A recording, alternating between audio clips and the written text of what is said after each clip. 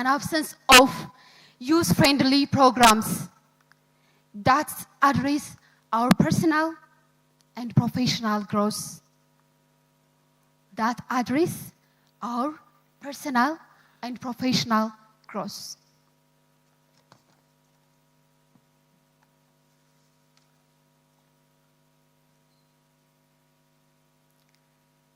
Youth apostolate have a limitation in addressing the need of the young people in difficult circumstances, such migrant youths in the refugee settings, youth with disabilities, youth in prisons, and youth in educational institutions.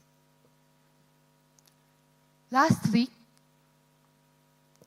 youth leaders have also expressed concern about limited empowerment with decision-making. Limited empowerment with decision-making, remaining largely top-down rather than collaborative. Many feel their role is often confined to implementing activity rather than participating in decision-making process. Many feel their role is confined to implementing activities rather than participating in decision-making. This top-down approach leaves them feeling undervalued, with inadequate authority, mistrusted, and limited opportunity to meaningfully contribute to pastoral planning and governance. Are we together? Are we together? Okay. Despite the challenges and opportunities or the strengths, do you young people bring to the church and to the society? First, the digital landscape offers us a powerful tool for evangelization. While new potential roles in the youth ministry, leadership training, and professional networking provide a pathway to greater integration and influence within the church. Creativity and innovation of the young people. It presents a new tool for evangelization and economic productivity. Vibrancy and desire to achieve. Young people have the zeal and the dreams with their lives fully ahead of them. This is an ideal opportunity to invest in the youth and youth empowerment programs. This is an ideal important opportunity to invest on us, on our empowerment programs. Flexibility and adaptability. Young people are easily adaptable, willing to seek new ways and utilize new tools. This is a great resource, not only for the church in her mission, but also to our economies. So, what are the greatest obstacles preventing young people flourishing in faithful life today? Your Excellencies, young people have expressed realities that not only threaten our involvement, but the very nature of our very existence.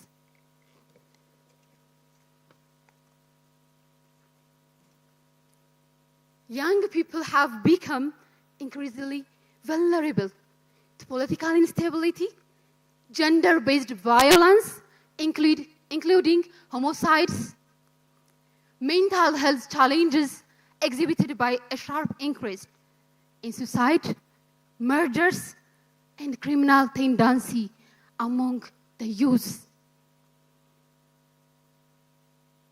We face severe peer pressure, a pervasive fear of judgment, and a fear of being unwelcomed in the parish, decision-making, and in the life of church.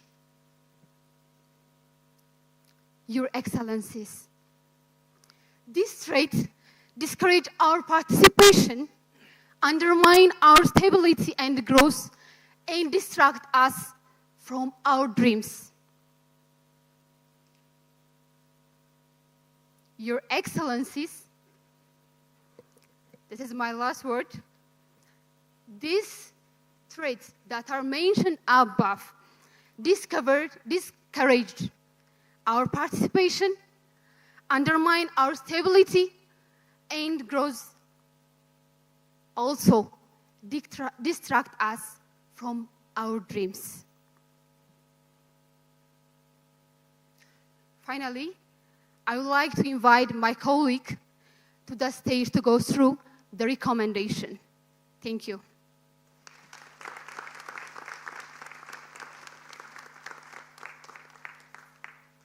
It's good to be here. It's good to be here. It's wonderful to be here. Your Excellencies, Your Eminences, Your Graces, Your Lordships, after listening to the challenges and the situations and also the realities of the young people in the region, now I would like to present our recommendations. The first aspect which has been raised is on the strength youth engagement. Your Excellencies, on this aspect, we would like to recommend the creation of youth offices at the Amecea region, even at the national levels. We would like to recommend the elevation of youth departments into either directorates or commissions.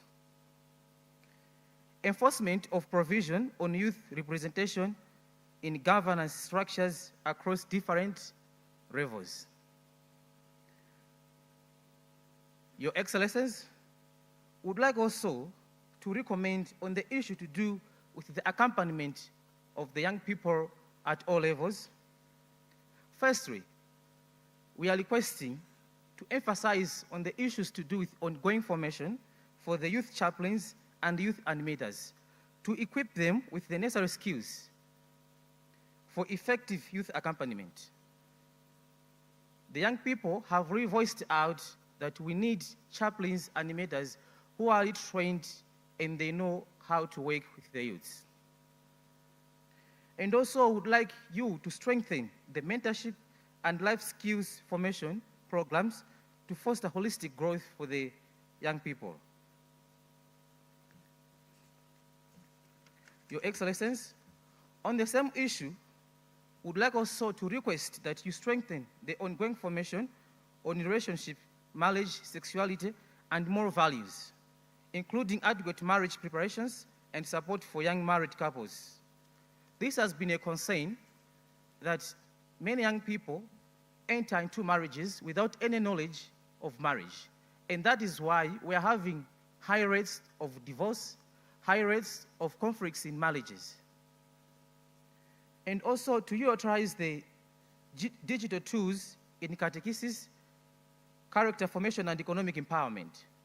This will strengthen the spirituality, faith, and Christian witness of young people. As we all know that young people in these days are fond of social media.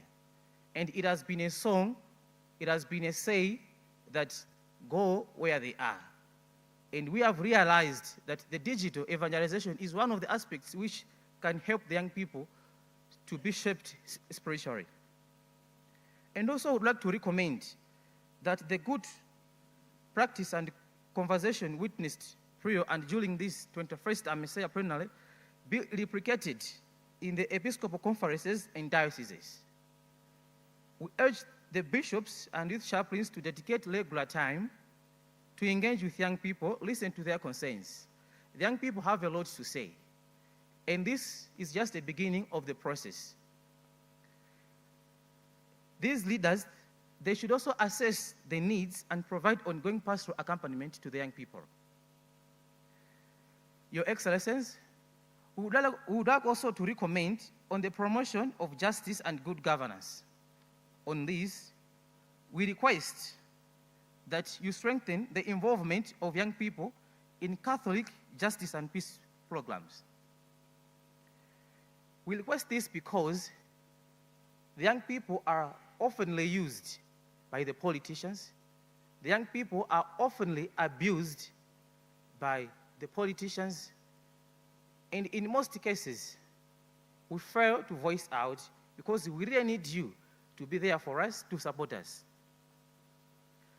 On the same aspect, we would like also that you strengthen the training and formation of youth on leadership, civic education, and advocacy.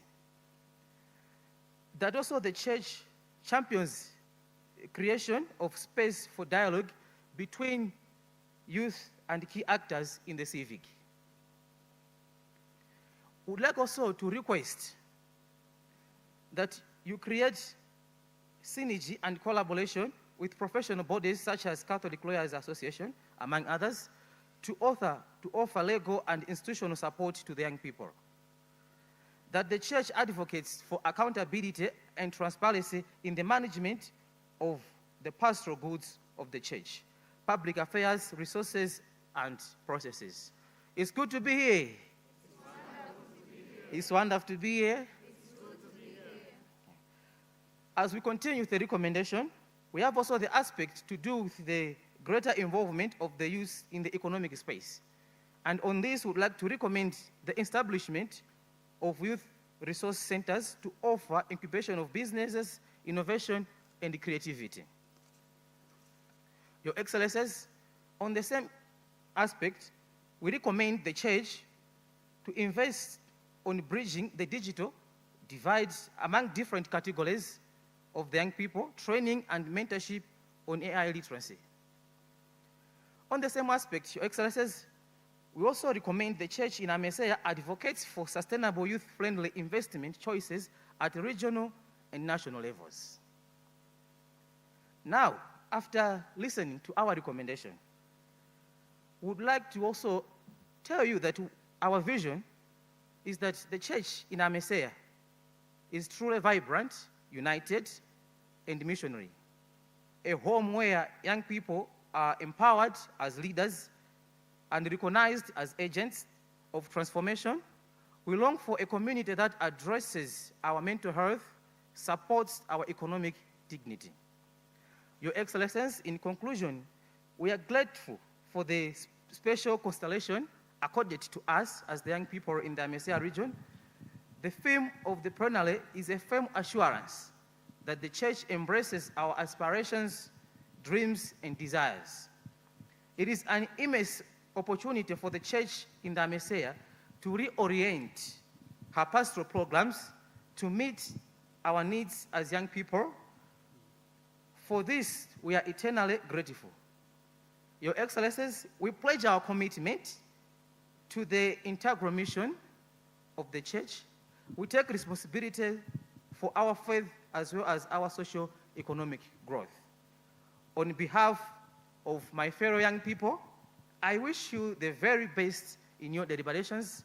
I pray that the Holy Spirit guides you as you make resolutions that will impact the entire church of Christ in the Amecea region. May the good Lord bless you. Thanks for your attention.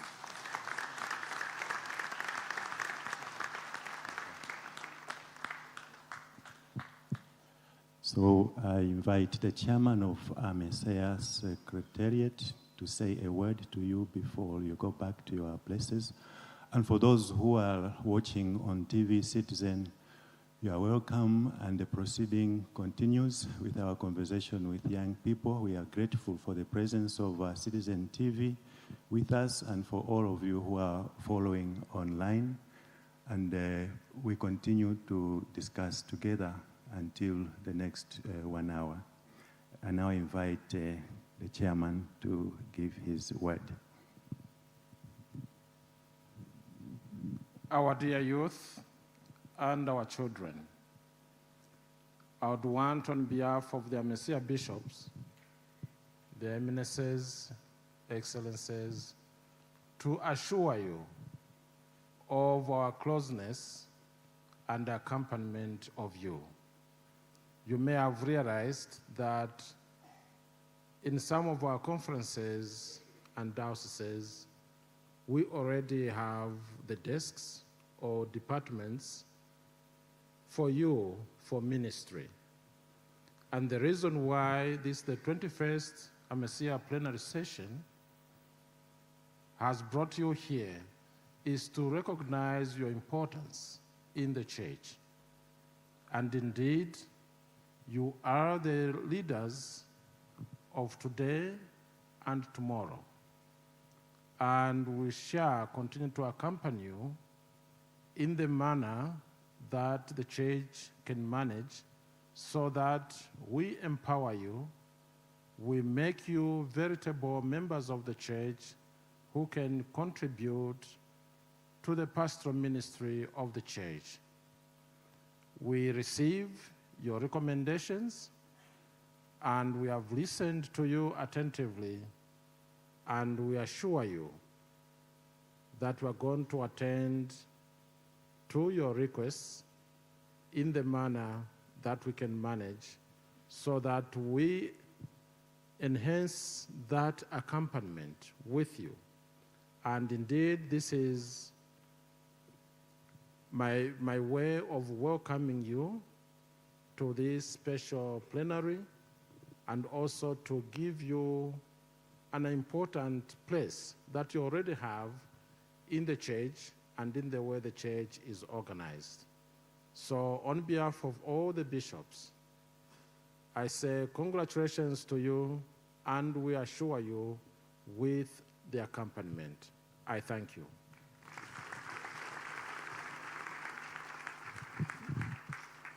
May I ask all the delegates, we stand up and give them a loud applause.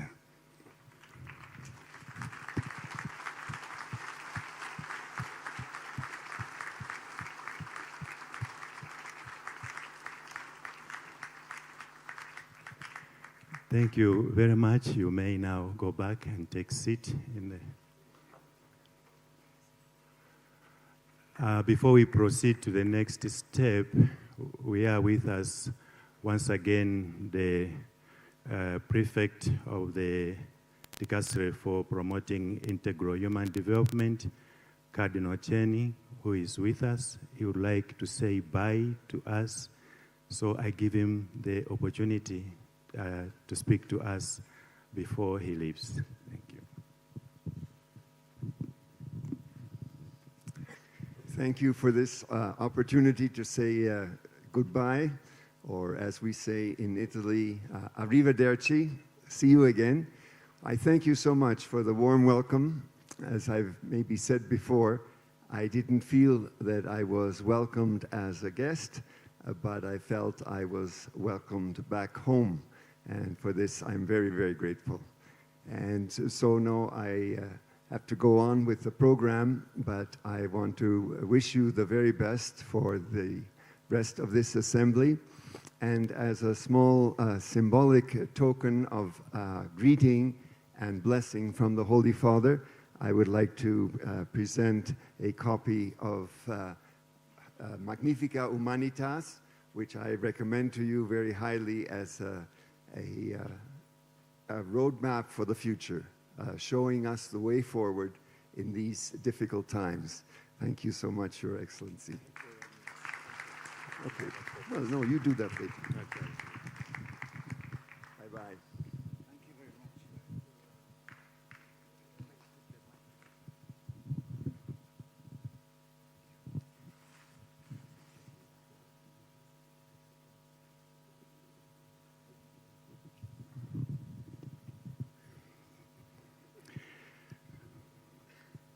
So, Your Excellencies, Your Eminences, we go into the next stage of listening, and this is listening to the panel discussion, which we shall have now, and we are very grateful to the partnership of Citizen TV that have offered, first, to moderate the conversation, and secondly, to air it live, so that many people who are not here in this house, in Tanzania, in Kenya, and many other countries that are able to follow Citizen TV can watch.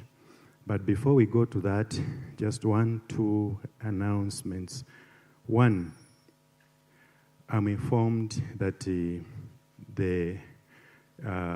you want to fill your water bottles, we have the assistance of all the young people who are standing along the walls. You just raise your bottle and they will come to refill it.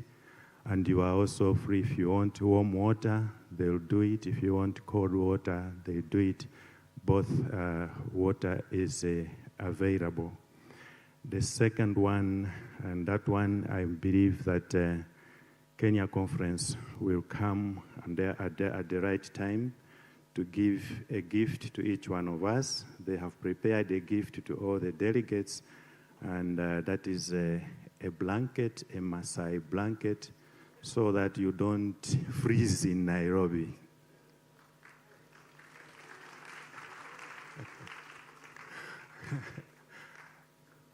And also, in case somebody has lost any item, kindly report to the Secretariat so that we can help you in whichever we can. Thank you so much.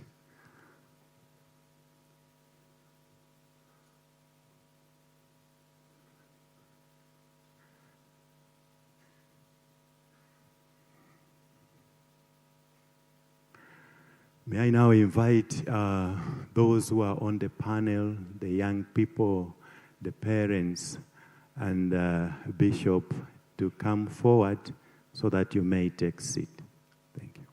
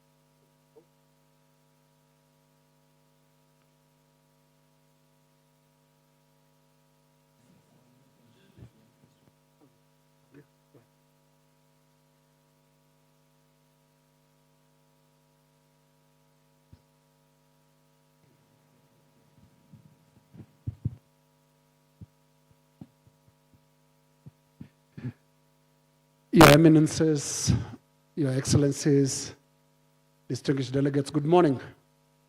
Good morning again. My name is Linus Kaikai. I work for the Citizen TV as Group Editorial Director, and I'll be your moderator for the next session. We should be back in a short while.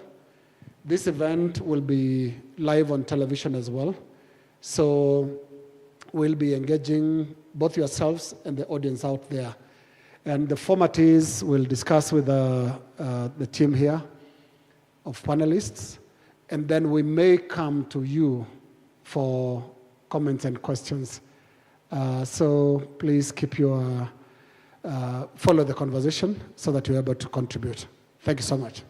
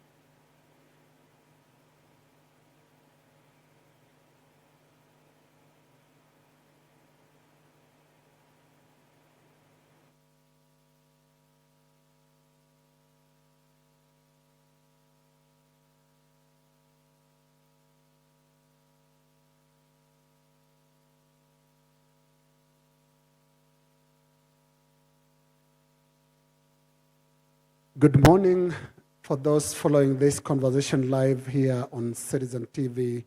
My name is Linus Kaikai. You're joining us live from the Catholic University of East Africa, where the 21st Assembly of the Amecea Conference is taking place, with particular attention to the youth question. The young people are not just leaders of tomorrow. They are innovators. They are entrepreneurs. They are creators, and they are indeed shaping the future of the world today. Yet they face very significant challenges, including unemployment, mental health pressures, unequal access to quality education, rapid technological change, and demands of an increasingly global society. So, how is the youth of the day prepared to face these challenges?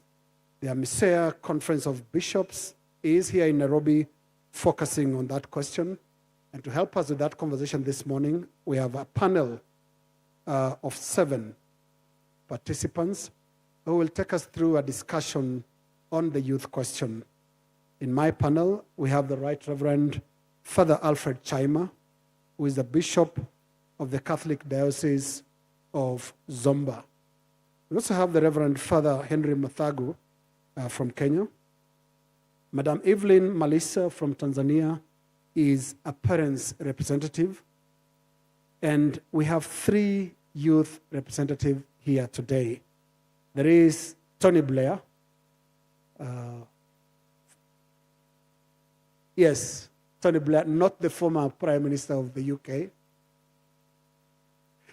And we have Joseph Oburu, it's right there.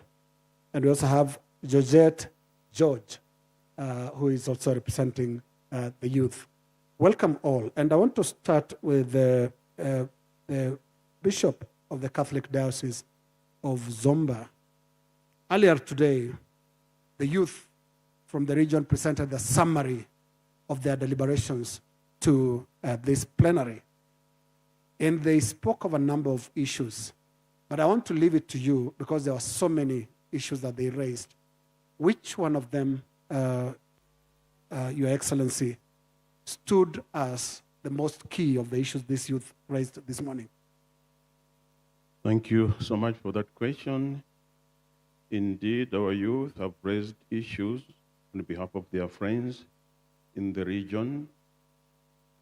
For me, what I find to be key, the issue they raised here, is the issue that they are crying for adequate accompaniment in the church at various levels, wherever they are found. If you see whatever they were highlighting, both from the church and from society, is that they see that their youth that are left on their own. No one, or perhaps not no one, but they see that they're not receiving adequate attention, and the church is not listening to them adequately. So for me, the basic request or cry they are making here is, can the church accompany them more? Maybe I stop here for the moment. Thank you. Your take, Father Henry? What was the biggest issue in that discussion, the youth, and the submissions they made this morning? Thank you very much. I think I was very much taken up by the whole issue of economic distress, mental health issues that come from very systemic issues in the society, and the young people sounding so helpless and feeling that many times they are taken advantage of by the systems, by the societies. That calls for a deeper reflection and intervention. Thank you. Yeah. Madame Georgette? You have your microphone? Yes. I want to go around the panel. We all listened to the youth that spoke today. Yeah, okay. Tony Blair. Tony Blair, first.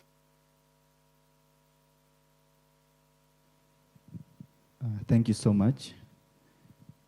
The question you ask is a very touching question, but I think you're also starting to defy one of the things that the youth are facing.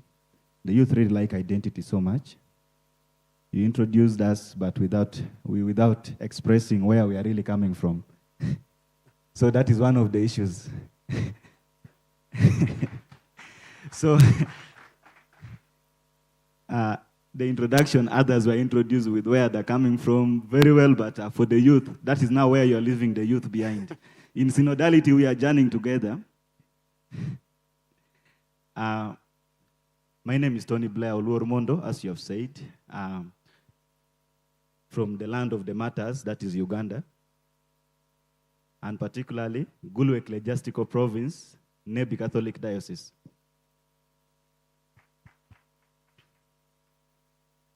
The youth raised a number of issues as we presented. And one thing I would like to appreciate the church, they've really given the youth platforms where they can express their leadership skills, where they can journey together. If you see, when the youth were here, we had only one chaplain standing amidst us. That is synodality. And we had one animator standing with us. So that one showed clearly the gap. That yes, there is a gap in the journey. And that is the major issue. If you are saying today the theme of this plenary is saying bridging the gap of communion, hope, good governance, and justice, then as young people, from our presentation, we really are left out because there is a lot that needs to be done. Political instabilities was one of the key issues. Young people are being killed during political struggles. Politicians use the young people. We are here to cry to the church that we, the youth, are not as bad as the society may think. One thing we should remember is that everyone comes from the community. If you say someone is bad, then the whole community is bad. And we have to work on the community. Where does it start from? The voice of the young people is heard from the church because we come from God. Thank you. Thank you. Thank you very much. And we'll be tackling the issue of identity in good length later in this conversation. But if we can go now to Madam Evelyn Malisa, who is a parent representative, and even listening to Tony Blair, who was part of the team that presented here. What stands out to you today for you as a major youth question? Thank you. My appeal as a mother is very simple. They spoke of crisis identity as one of the major issues. And I think for me, this is a foundation coming from the very initial stage of us parents on how we journey with our kids. In today, we are all, should I say, a mother, a father, busy, involved more in economically related activities, which are also necessary. But our first calling as parents, and especially mothers, we are nurturers. We are the one who spend most of the time at the childhood with our children. How much are we involved through their journey to nurture them? I usually take an example of Mother Mary, who was there all the time, walked the journey with Jesus from when he was a child to the cross and to the grave. So if I would appeal to my fellow parents, mothers, that we need to go back to the roots. They spoke of spending a lot of time on things that doesn't really matter a lot of time on the screen, a lot of time on social media, a lot of time thinking of who they are, what they should do, and how they journey through. We don't have a curriculum that help our young people to navigate on how to responsibly use the tech, and of course now the AI. So my appeal is go back to the roots. Thank you. And as you go back to the roots, maybe I'll still stay on you, Evelyn.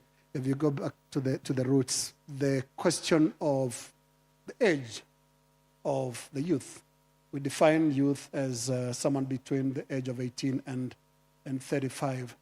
Is there a cutoff point for that journey you are talking about?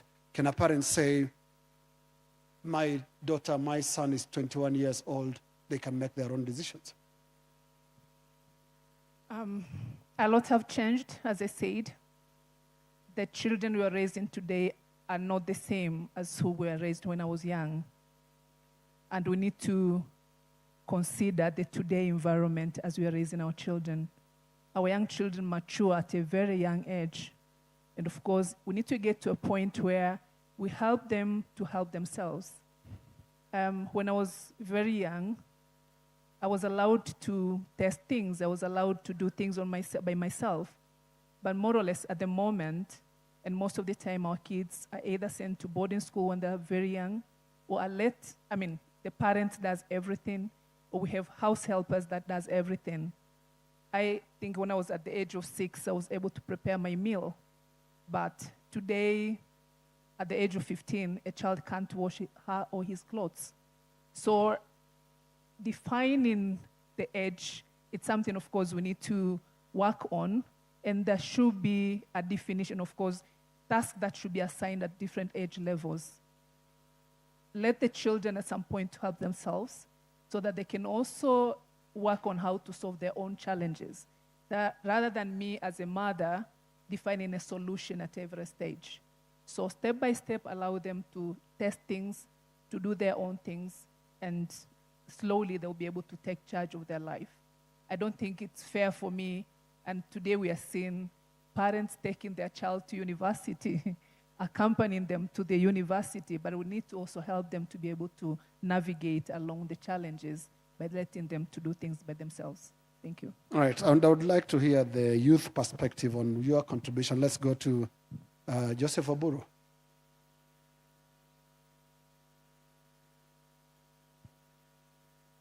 Yes, thank you. Thank you, Linus, for that. My name's Joseph Oburu from Kenya Conference of Catholic Bishops, Catholic Diocese of Ngong. I would like to maybe start off where Madam Evelyn left. The first part is what she mentioned on crisis identity. And I think it's a conversation that seems to reoccur. Tony Blair also mentioned it. And crisis identity speaks to on a bigger volume in a loud volume to where we began on the issue of accompaniment. If you reflect on it a little bit deeper, you will realize that when we speak of crisis identity, young people experience from a psychological standpoint of view. You have to. When you grow up, you learn from your realities, the experiences that you have. And I thank you, Madam Evelyn, for mentioning the point where young people, and this came out clearly in the report for the young people, that back at home, the parents are not available. In most places, when you go to the school or the institutional setup, because young people spend most of their young lives in the institutional educational institutes, again, we interact at a professional level. So the issue of accompaniment will be optional. It is based on the preference of whether your lecturer is a good friend, whether your high school teacher is a good friend, but it is not a mandatory experience. It's a preferential option. One can choose to do that or not. Then now, the part that hits the most is when we come to the church. So after all this, remember here we have not even started talking about the government. The government has its own issues. But now when we come to the church, that is the last hope. That is the last place the young people are looking to. And that's why in the report it came out very clearly. The young people felt sad that at some point where they hoped the answer could come from, now the issue of accompaniment also follows back into the church. So when we go to the church in our parishes, you realize that the parish priest is too busy. When you go to the bishops, our bishops are also, I understand, they are also very, very busy. So it now gets to a point that it becomes a struggle. It becomes a struggle to get somebody who will journey with you. Remember when we talk of synod and synodality, we are talking of walking together, journeying together. Now, if I do not see hope in this story of synod and synodality, where else will I get that hope? Thank you. Thank you. To my next two panelists, just pass the mic next. And I just want to see whether you agree with Joseph Oburu there on the question of working with the youth, and especially the issue of where does the responsibility lie? Is it with the church? Is it with the parents? Is it with society in general? Thank you so much. My name is James Kasonde, representing the male parent. I'm coming from Mpika Diocese of Zambia. I think the issues raised regarding the challenges being faced by the youth are actually real, and it's something that we need to address. And I think as parents and families, we've not done enough, and we need to do more. We need to actually promote positive parenting, where we need to build strong parent-to-child relationships right from the early age. Because once we inculcate good values in the children, they will actually become better youths and better citizens in the future. We need to develop values like integrity, good stewardship on resources, so that we can address the various challenges and the gaps that are being faced by the youth. Because we believe the family is a domestic church, and the family is actually a basic unit of governance. So we have a responsibility and a mandate as parents to actually bridge the gaps, to actually address the challenges. And my encouragement to fellow parents is that we need to engage the youths in whatever we are doing, be it in terms of businesses for the families.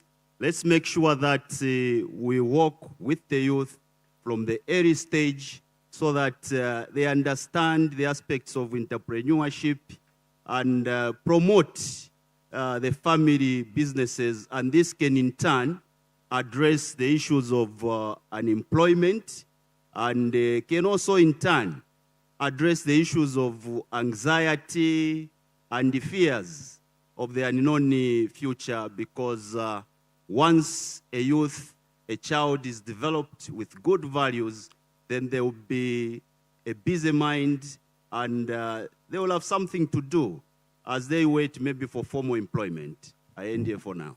Yeah, thank you. Your opening remarks. Thank you.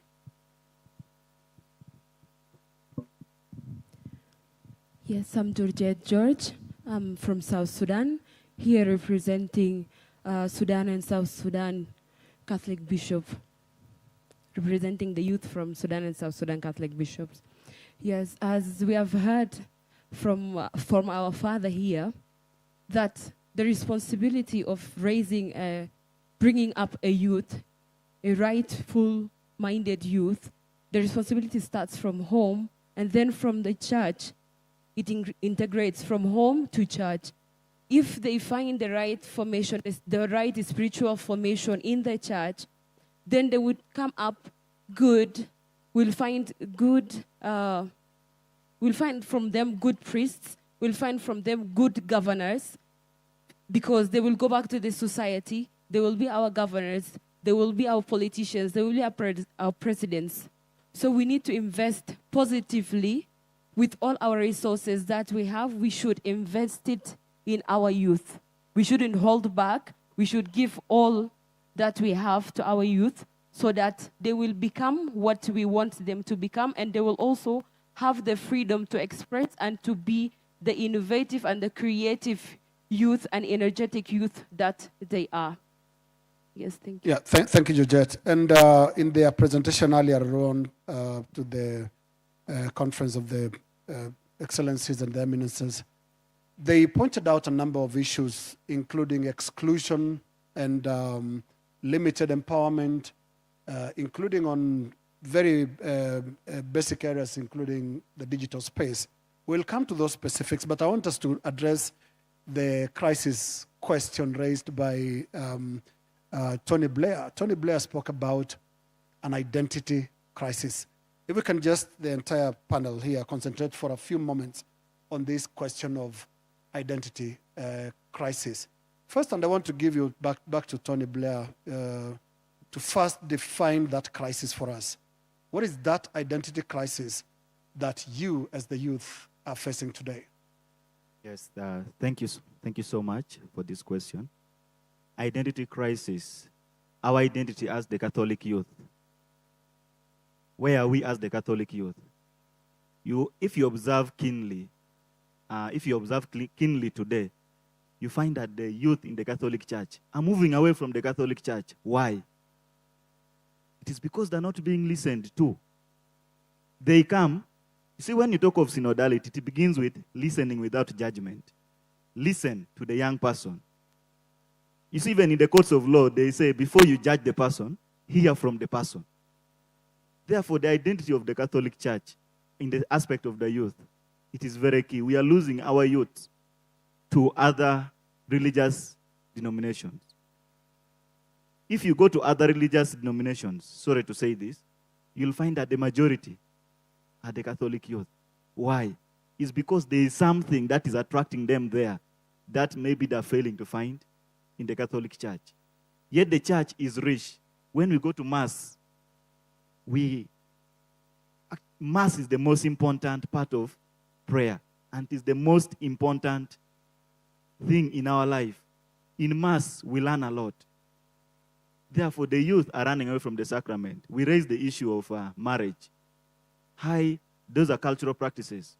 When you look at the high bride price, because from the youth, you asked the question, which I wanted really to talk of, but you asked the question of, you asked Mama here the question of the age of the youth. We have from 0 to 12, we believe you have to be in the missionary holy childhood. Then from there, you elevate to the sect. Because we talk of the youth. The other time when we were interacting, we talked of the youth. Then we talked of the young youth. Then we talked of when now you reach 35 years, you are now becoming our animator. That's why the church is very keen. They don't want to lose the youth who have been leaders from 35 years to be animators so that they continue guiding this other youth. But the identity of the church, most of the youth, this is now to the youth, most of our youth are afraid to identify themselves as a Catholic youth. And I always keep on telling the youth, wherever I meet them, that it is only a confused Catholic that can be allowed to be confused by a non-Catholic. But if you are well-informed Catholic, you shall never be confused by a non-Catholic. Let's go to Oburu, because you had also spoken about the identity. And I want the youth to define this crisis. Is it really limited to just the youth in the Catholic Church, or is this a universal youth problem, that there is a general identity crisis among the youth, regardless the denomination? Thank you, Linus. It is true, number one. There is a serious issue on identity crisis. I would like maybe the audience to reflect on the presentation yesterday by Dr. Stephen Mbugua and the presentation by Professor Selvam on the issues that affect young people. And in most of those issues, you'd realize, I was telling our young people when we were at the pre-plenary, that there is a serious something that is coming up with this generation that is very, very unique to them. Number one, they get things at real time. Things don't slow down. Back, most of you, when maybe you were growing up, before you got news from the Vatican, it will take probably a year or two before it got to your specific space. Am I right or wrong? But here today, if the Pope, for me, I watched the entire tour of when Pope Leo XIV was going round. I was watching everything live. But now you also put the same reality when we see the wars in South Sudan, when we see the wars that took place in Jerusalem, in Israel, when we see the wars, the things that are happening, when we see what the global picture is, this information is coming too fast to the young people, but we are not reacting with the same speed. I want us to remember that. Now it goes back to the issue of accompaniment. That's why I was saying, for me, it is not just a Catholic issue for the youth in the Catholic Church. It is a serious global issue with the young people. The identity crisis now comes in. I do not know. I do not understand. Where should I go? I loved during our presentations at the pre-plenary, we had this very nice, beautiful exercise where we asked the young people to paint a picture of who a young person is. To my shock, I think by good luck, I was the one moderating the session, so I didn't participate in anything. I happened to observe what was happening. And I noticed in all the groups, the one thing that they could define clearly was youths are people who are at crossroads. They do not know the direction that I should take. You do not know what the future holds. You're seeing the dark side here today, and you're seeing an option of what it could look like. You don't know how it will be, but what it could look like if you took a certain direction. So now you are torn. What if this happens to block my path? Remember, for example, like now for myself, I graduated the other day in Kenyatta University in a Bachelor's of Architectural Studies. If I was going to the field today, I honestly don't know if I'll get an employment, number one. I don't know if I'll have, my family will be secured after what I'm seeing today within the political experience. So the only thing I'm relying on is hope. But through that journey needs somebody to be there to remind you that this, if I take these steps. So for me, Linus, I still stand by. It is a global problem. And who is that somebody? You're saying you need somebody. Who is somebody? Now that somebody is, in our case, within the Catholic Church, we talk of animators and collaborators, mentors. We are talking of people who are willing to journey with you. I know it is not everyone, but somebody has to be there. But now what we were asking is, in our specific case, could we have people who are well trained to understand young people, to come and interact with them in their space? Yeah, thank you, Joseph. And I want to bring in now Your Excellency, the Right Reverend Alfred Chayema, Bishop of the Catholic Diocese of Zomba. You've heard a lot from, and we've heard a lot from Joseph. He's very concerned. Remember earlier on he said, even the church is too busy for the youth. The priests are too busy for the youth. And the bishop is, yes. So go ahead and respond to that. Thank you so much. The conversation is becoming quite entertaining. I want to agree with him, first of all, yes, that bishops are very, very busy. Or we can even add another very, very, very, very busy. But on a serious note, it is true that we are having the issues now clearer in our conversation. They're coming up to the same issue that the youth have raised through their communique, and our chairperson responded to it. We need to do something. That's the issue. We need to do something. And in this regard, we are gathered here as a church in this region.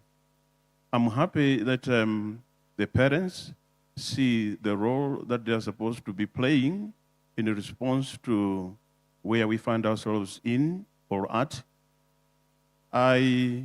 Without preempting what at conference level in Malawi have been discussing, the interest that we should also have as a church to accompany families, family apostolate. Because if you are talking about parents who need to be playing their role, it means we ourselves also as a church must design programs where we accompany families. Already young families, as they take each other and they come to ask for the sacrament of matrimony, we need not leave them to begin to walk by themselves.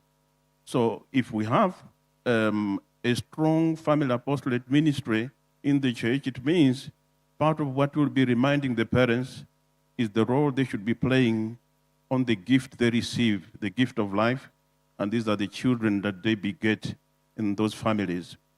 Secondly, as one of them has also reminded us, if we listen to the presentations that were made by our able facilitators yesterday, we see that at times we are caught up in a trap where we don't particularly define who our youth is in the church.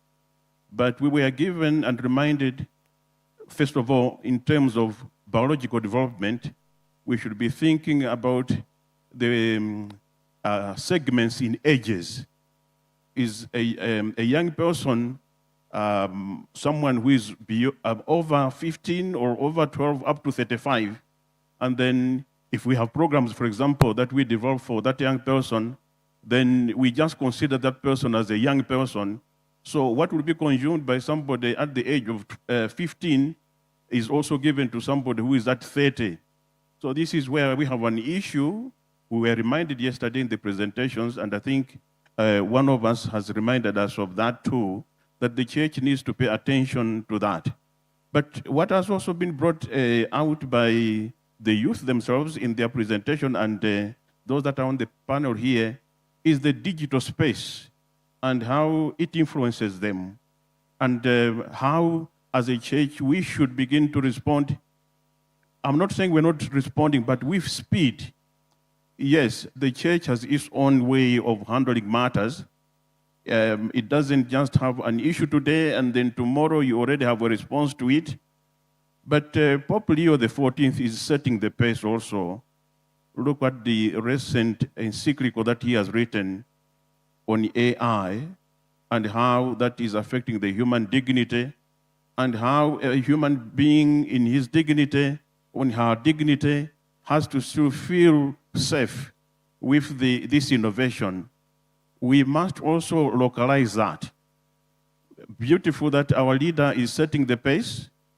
I am sure as leaders we are challenged. We have to go through the content of what he has written so that we can localize the content and begin to respond the way the universal church expects us to.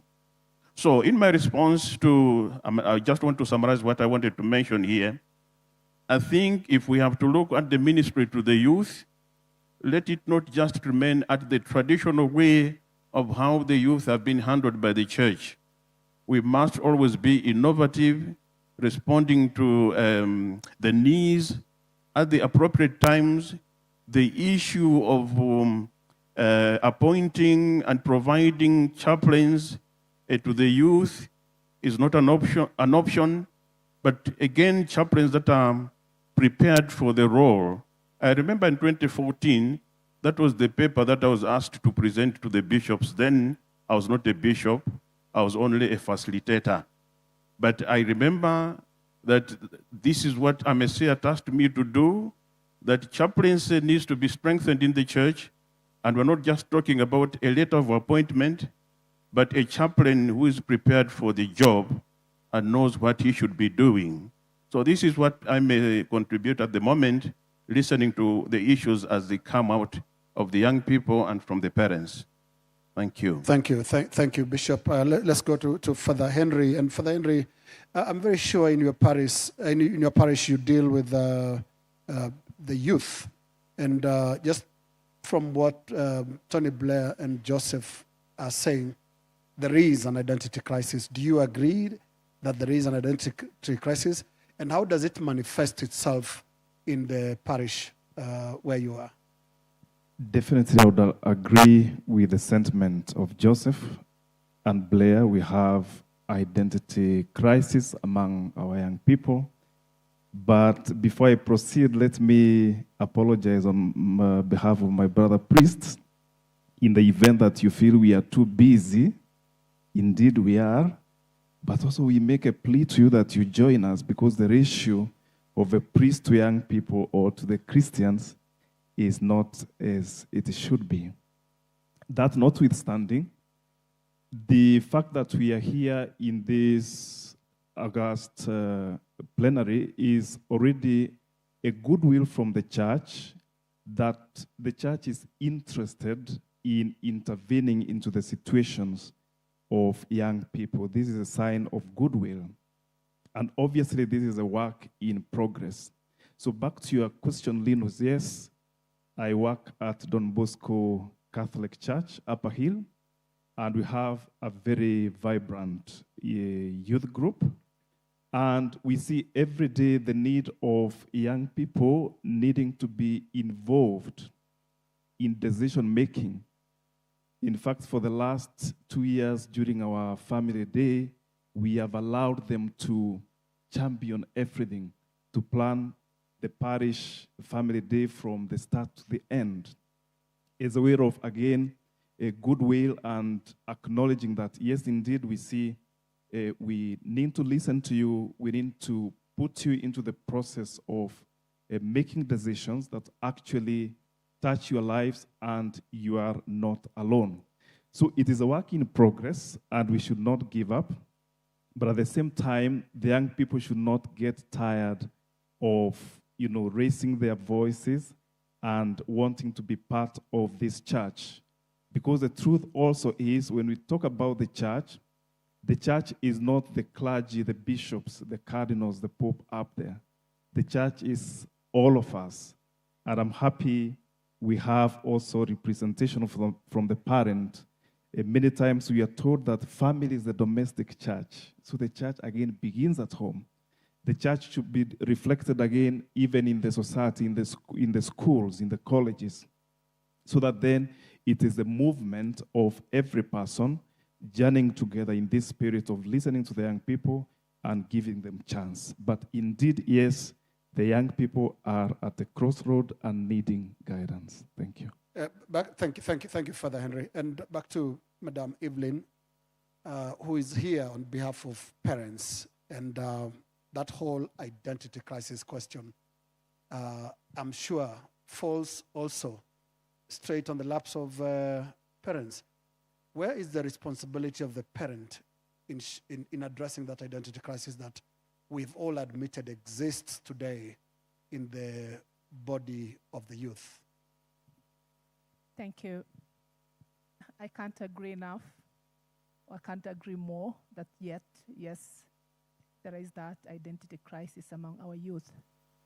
And as the previous speakers have said, joining forth with the church is all of us, the parents, the clergy, and of course the youth, our youth. I do want to encourage the parents to prioritize relationship over perfection. They did mention that sometimes their ideas, their voices are dismissed. The listening. Of course, they talk about accompaniment, which we have talked about before. So if parents are there to even notice the changes that are happening, they talk about us not being in the digital space. Yes, the priests are busy, the bishop are very busy, and if the parents are also very busy, then no one is there.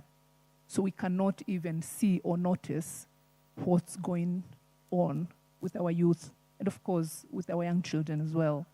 And so the gap that had been spoken even before from the small childhood society getting to the youth, there is a big gap in between, where once they get communion or, from that space when they go to school, we assume the responsibility go to the teachers or those who spend most of their time with the children. But again, are they also prepared or trained to be taking charge of that? And so I think for me, it's a call for all of us to come together, partner to forge a solution or to have an innovative solution on how we can journey with our youth. From the family apostolate, as the bishop had earlier said, that early marriage or young couples are not formed, or we spend very short time to prepare them to become parents. And immediately we see conflicts because there's no one to accompany them or support them. As parents, we also sometimes do not role model what we want to see in our children. Am I a responsible citizen or responsible Christian? What are the kids or my children wish or seeing in my life? Or what are they seeing on my everyday life? How am I involving them? Do they see my hustle as a parent in the family? Do they see or do they have a knowledge of where the parents get their bread or the school fees or whatever that is spent at home? So I think their involvement is crucial so that they can also learn and also embrace what the parents are going through and appreciate being a responsible youth. So the relationship over perfection, but also for the youth. And of course, I'm urging the professionals. We do have Christian professionals who can be mentors and can also journey with the youth, like those who are Billy said, he just graduated, and then he go for seeking for a job tomorrow. The first question is, what's your experience? What can you do? But we can offer mentorship. We can offer internship. We have Catholic schools. We have Catholic hospitals and other institutions. But as parents and, of course, my colleagues who are professionals to work with the youth. And I hear you, Evelyn, talking about the two-way relationship, that there is the giver when it comes to mentorship and guidance, but then there is the receiver, who is the youth, who must then give their bit. And in their report today, one of the concerns they raised was that of being talked down at. It was big. They really spoke about that, and that their role has been reduced to just implementing decisions given elsewhere. And I want us to go to Tony Blair again to just unpack that for us.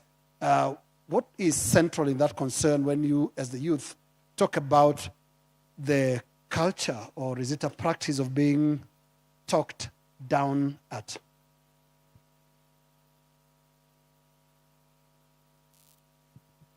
Yes, thank you for the question. The culture of the one that you had in the report saying that we are only used in the implementation stage of a decision.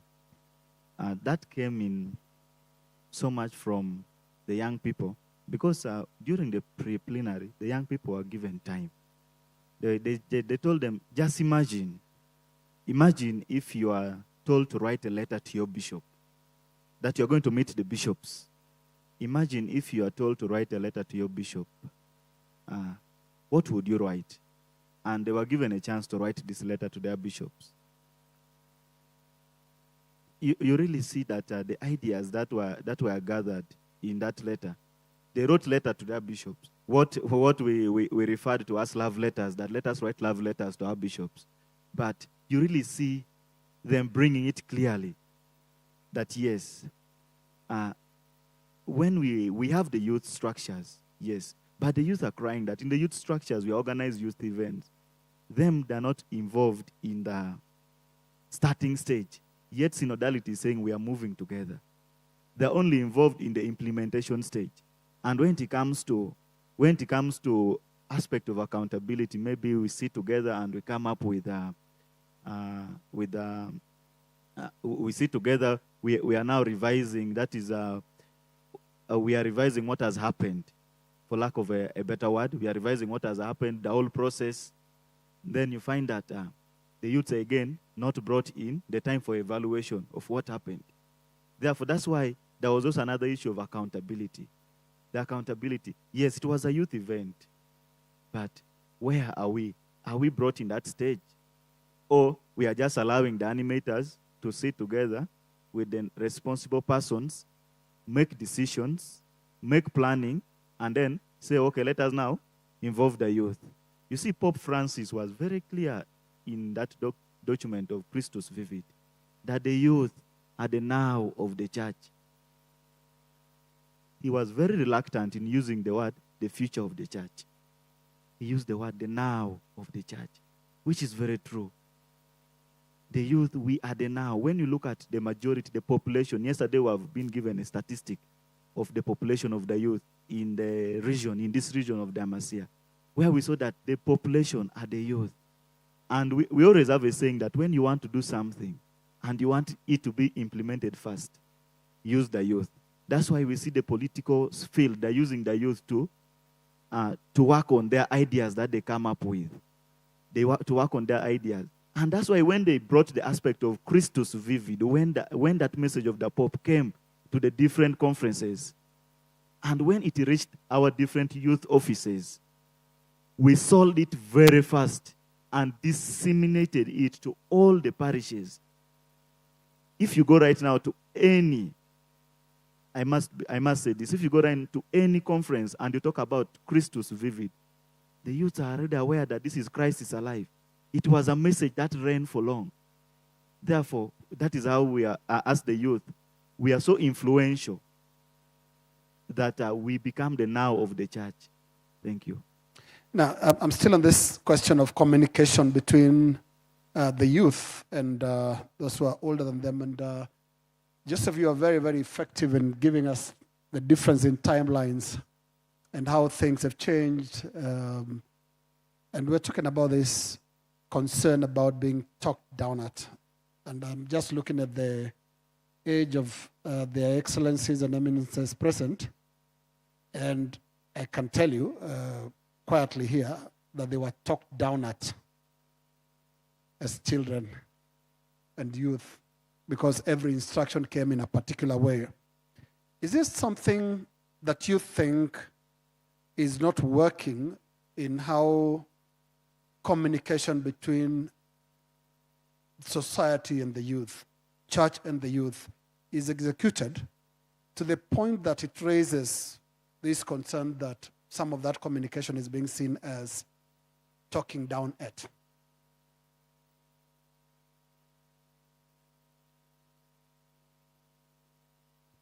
Thank you again, Linus. I think, in my understanding, maybe I get a little bit clearer. We were not talking about being talked down at.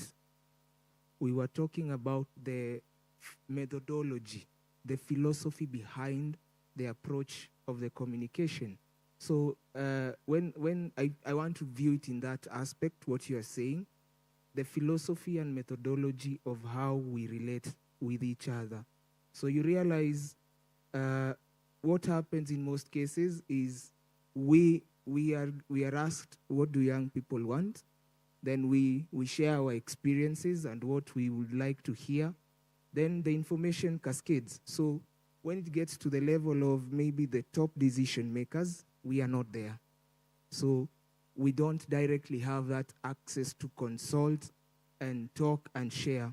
So now the back and forth that happens that is where the young people now feel it's not a collaborative model, but rather a top-down, because sometimes when the information gets and comes back to us, maybe as leaders, it comes back as, this is what the bishop said. This is what the parish priest has said. So your program may not be able to work because of 1, 2, 3. Then we are asking, whoever presented or whoever we sent to, was there a young person in that space who could actually inform them of what the young people actually feel? Because probably I realize that there has been a serious challenge when we are trying to plan programs, and that is what the youth leaders were saying. When we are trying to, here I'm speaking also on behalf of the other leaders who we worked together with in the pre-plenary. And one of the things that came out was, when we plan programs and present, hardly do the young people get time to actually go and interact with our bishops. Down there, the parish, the issue again comes up, the issue of they are not present with us most of the time. So I can give a case of example. In our report, it indicates that quite a number of our dioceses, some of the youth leaders have never even had an opportunity to have a conversation or dialogue with the bishops. However, programs are still being planned. So what happens is they will come back and will be asked, please help us implement. Please help us push this. Please help us work on this. And then you realize, but this is supposed to be consultative, not consultative, but rather a collaborative model where we come together in the issue of synod, we talk together, and we push it together. So it's not something that you go and do it there, then we will come. It is where, if we are planning it, can we go through? And I just want to reflect on one case I saw that really, really I felt touched, was when we were planning for the mass, the opening mass. I love the fact that Archbishop Muheria was there with the entire period. We, the young people, he came, he saw us, we came here to the ground, we visited him. We have had that experience, but it doesn't happen often. It happens in some cases, in other cases it does not happen. So, thank you. Yeah. So you're talking inclusion, and yes, pass the mic to Zonde, who can just quickly respond, and I'll give this to a number of the panelists to quickly respond that it's not about talking down, it's about inclusion. Include them from the beginning, not at the end of a decision. Do you agree with him? Thank you so much. I think what we need to do is to reinforce the existing structures. In the setup of the church, there are structures even at diocesan levels, like pastoral councils, where the youth delegates are invited so that we promote the aspect of decision-making. But on the other hand, I think we need to encourage participatory contributions from the youths. I can refer to like the suggestion they gave regarding empowerment. I think it's one thing that the church needs to look at, including Amecea, where things like submissions like a revolving fund can be put in place. It's a submission from the youth, so that what they have submitted is actually considered, and then we just attach like who are the sureties. Maybe the bishops in the respective dioceses becomes the surety. Then the bishop also tasks the chaplain for the youth to be the surety, so that empowerment is there, and then the submissions from the youth, decision-making is covered accordingly. Thank you. Yeah, thank you. Georgette?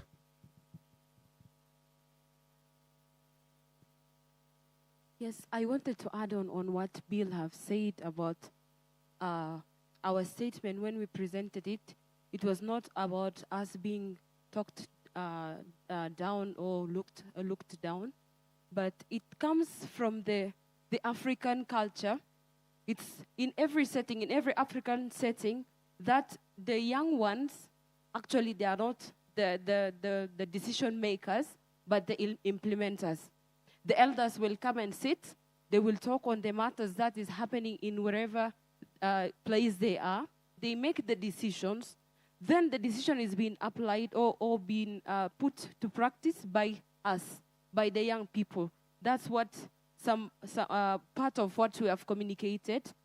So here we are asking that we should be called. Let us at least forget about the old cultures that as the youth are only implementers but not decision makers. Rather than let them call us and let us sit together, we shall think of how to go about things, our challenges, the problems, and the improvements that we want to see in our places, together with the young people. That is what it communicates from our communique. Yeah, thank you. Let's go to Bishop Chima. Your very quick response to this whole issue of exclusion in decision making. And is there an opportunity, in your view, to blend the different value systems? There's the cultural side of things that does and approaches decision making in a certain way. And then there's the church, then there is the government, there is society in general. Is there an opportunity for a good blend of all this to the positive good of the youth? Yes, there is. I think this is part of what we are doing here, trying to improve on our pastoral approach to the youth in the region. And before they came up with their own identity in their communique, you heard the opportunities they were given so that it is thoroughly consultative. There is room to improve. And what we'll be waiting for example, after this plenary will be, they have made and submitted recommendations. We will expect that there will be resolutions that will be speaking to the recommendations that they have made and submitted. And we will expect implementation at various levels, at Amecea level, as a region, at the conference level, and they will have to trickle down to the dioceses because they are speaking to bishops here. And then the bishops are overseers in their own dioceses to see that those recommendations that eventually have become resolutions are implemented on the ground. This is what I see. So what we're doing here is not something outside the box. It's part of the mission of the church to always see how we can improve on our pastoral approach on issues that affect our ministry in the church.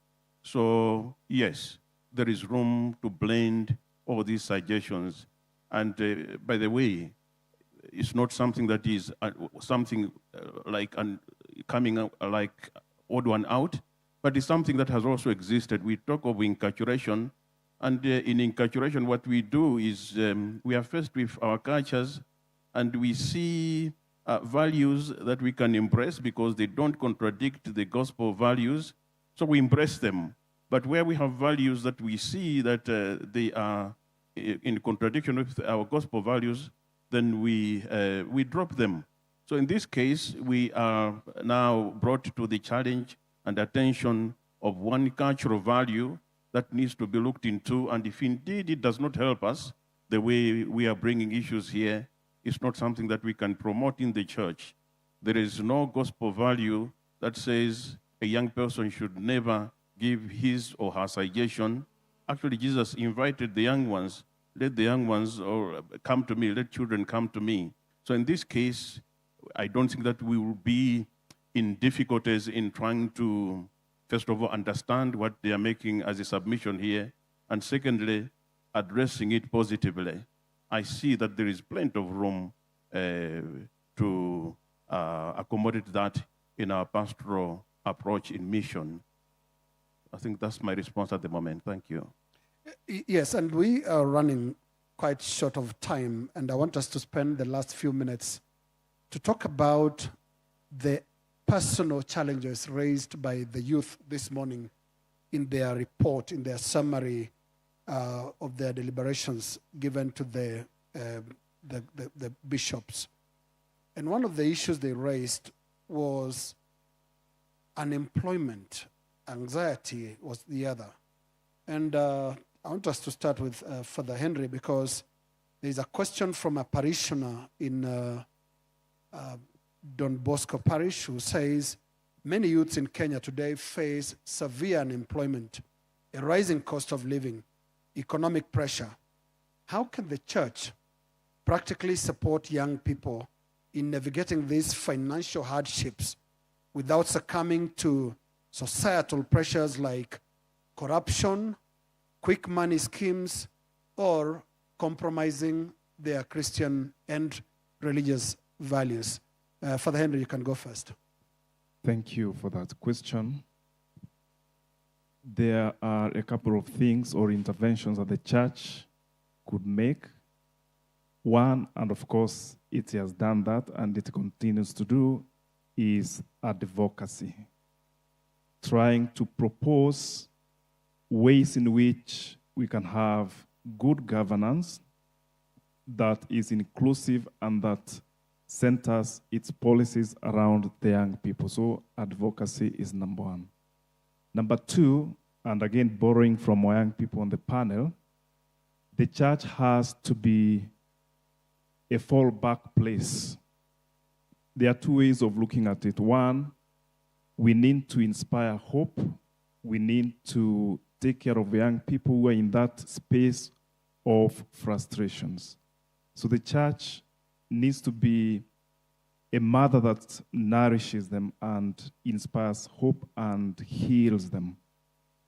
Number two, we could take also advantage of networking within the church. And in this case, the church ought to partner with other stakeholders, agencies, other groups to create meaningful networks that provide for job opportunities to the young people. I would like to be quite specific on this. For example, in the parishes, we could have platforms where we have youth career mentorships. We could have networkings where parishioners or Christians who are professionals or in whatever areas of professional skills are in a position to link the young people in getting jobs, of course, in the right way, but also creating a database where we, for example, know the kind of profession and the qualifications our young people have in specific parishes, and ways in which we could place them for jobs in different places. Thank you. Yeah, thank you. I want to go to the Zonde. Yourself now. Thank you so much. I think we need to promote the aspect of skills development and proper mentorship. Also encourage the aspect of coming up with strategic plans. We set a vision, ambitious plans, and encourage businesses. And probably in terms of empowerment, as a church, as I earlier on said, we need to come up with a revolving fund which can be given to the youth in terms of loans. And the assurance is through the respective bishops. If the youth fail to pay, then that particular bishop definitely can look for resources. I know the bishops will also give a task to the youth chaplains. The whole idea is to encompass a spirit of accountability, sense of ownership and responsibility, so that the youth actually are reserves and they can actually come up with very progressive and profitable projects. I submit. Yeah, let's thank you. Then let's go to the parents' representative, Madam Evelyn. Your take on this whole question of compromising, the possibility of compromising Christian and religious values because of pressure, economic, unemployment, depression, and the likes. Thank you. I truly agree that unemployment is not only an economic crisis, but it also affects their dignity, their self-worthy, family formation, and also faith. And so it's an area we need to look back into. Vocational skills or vocational training centers. We have a number of graduates from the university, but there's no employment. But if we could invest into vocational schools or vocational training centers, I know many of them, in many cases, in some places, have been transformed into secondary school and other institutions. But if we can provide them with skills that help them to do entrepreneurial work, not necessarily waiting for formal employment in a company or somewhere else, would be useful for them to journey through before they go crazy and start stealing. But also, I think as part of formation from the childhood, of course, to the adulthood, we spoke about responsible use of resources as well. Graduate from university looking for iPhone 17 Pro Max, he could have spent that money to start a small job or small project that will be giving him or her something to earn the living. So the responsible use of resources, the little that we have, it's also something that is lacking in many cases. So I think skill training is critical from the young age through to the college. I submit. Yeah. Thank you, Evelyn. And now to the three representatives of the youth who are in this panel. One of the issues that has been raised by Evelyn here is, she says, yes, unemployment is a big problem, but so is irresponsible use of resources. Joseph.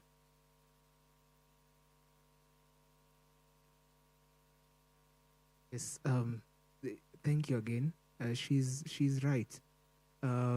We also, as young people, we also believe that we can be accountable. We need to learn to be accountable of our actions, how we engage, how we think, how the decisions we make. Again, for you to become an adult, you also have to learn to take responsibility of the various actions that you take. I would also maybe like to add on the issue of where we think we can bridge the gap with the church and the community at large, the society at large. I think one of the areas is we may not have all the answers today, but we could create spaces for such, like you see what has happened here. I remember back when we were in Kurasini, I think it was early this year, we went with the pastoral and lay apostolate team, and it was by humbling chance that I was part of the team that was there. And I remember one of the things we insisted on is can we create these same conversation spaces so that young people at least can have that space to be listened to? Then we can be able to identify more realistic issues now down there contextualized, let alone here. Here you have only me as Joseph Bill. Probably I've represented the ideas that I have heard from, but they don't, we need to carry this same conversation down there.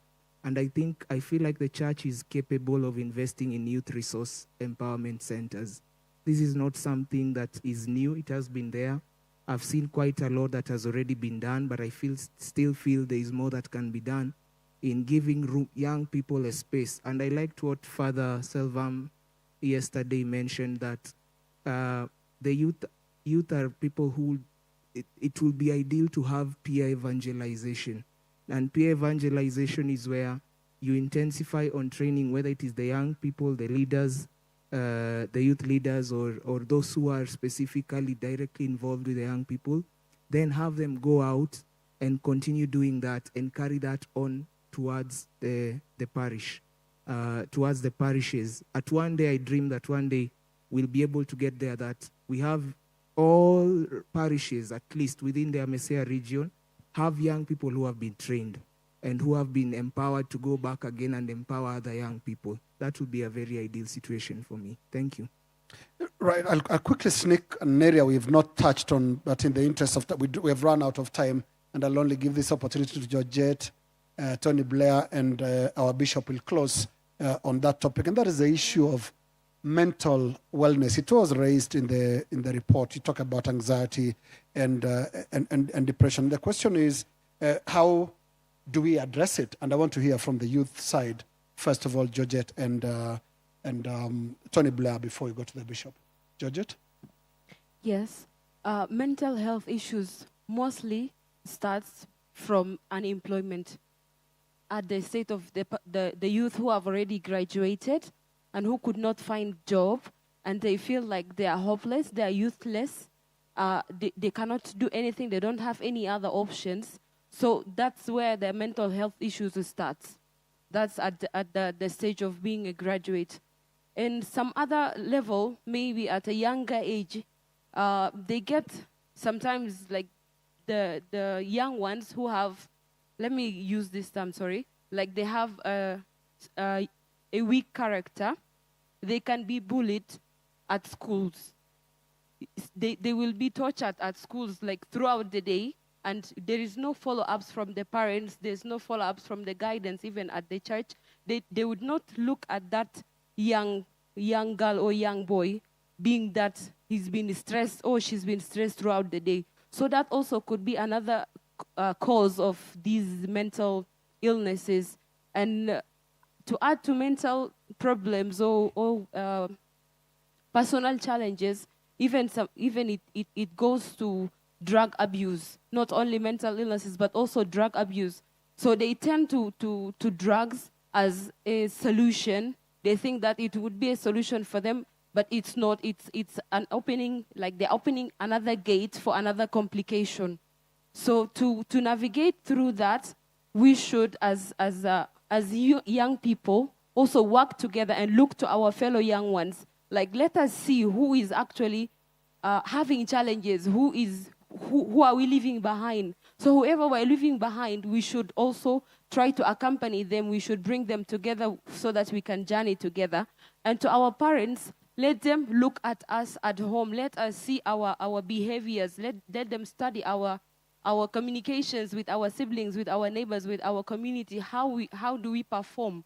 If they see there is shortcoming, there are shortcomings that is happening from us, let them bring us down. We sit, we talk. As Mama said, that there should be a friendship, there should be a relationship between the parents and the youth. And coming to the church, it has a very big role to play in our mental stability. With the spiritual formation, the programs, the spiritual programs that happens in the church, let the church invest and pay a keen observation on the programs that our youth are doing, and let them encourage the youth to continue to bring up more programs that is fit for them, fit for their generations, and on the ways that they can deliver or they can communicate with each other as young ones. I stop here. Yeah, thank you, Georgette. And we are talking mental wellness, Tony Blair. And Georgette spoke about bullying, and she might as well have added online bullying and also digital addiction. There are problems, aren't they? Thank you. I think when we talk of bullying,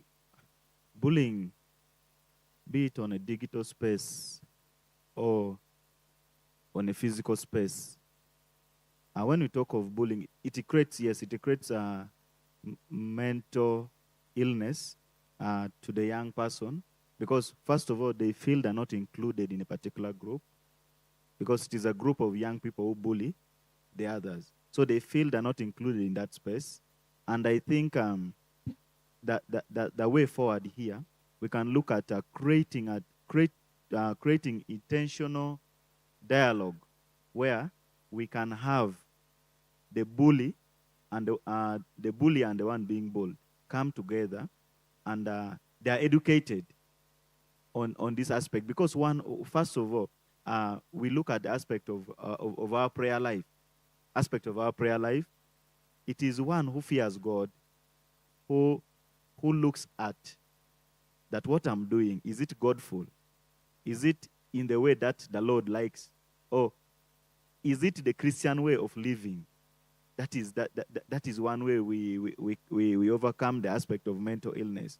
Mental illness causes, the reason why we have a lot of suicide in schools. You hear someone has committed suicide. It is because of the parent-to-child talk, the laxity between a parent-to-child talk. Most times now we have our parents, yes, they're busy, they're supporting us, looking for ways of supporting us in school. But when we come home, the parent leaves early, comes back late, before the child is up from bed. There is not that time that the child has with the parent to discuss matters that is arriving. Even the child may be saying that, I need to discuss something with you. Then the mother, maybe the father says, let me come back. Comes back when the child is already to bed. Wakes up again very early in the morning. So there is aspect of parental-child relationship that really needs to work. Because here we have to work together. Hear from me, advise me, and also orientation of the young people. Forming different groups, the church movements and associations, where the young person has that space to discuss their matters amongst themselves. Then they come up with possible solutions that can help this person who is suffering mentally, that can help them to feel that, yes, we are with you. I am not out of the community. Thank you. Thank you very much, Tony Blair. And our last contributor for this panel discussion will be Bishop Chaima.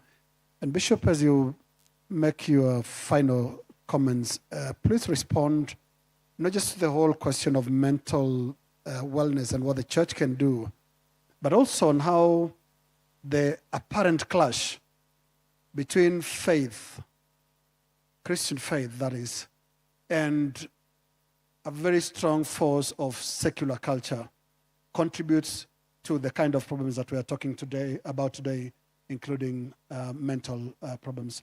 Bishop Chaima. Thank you.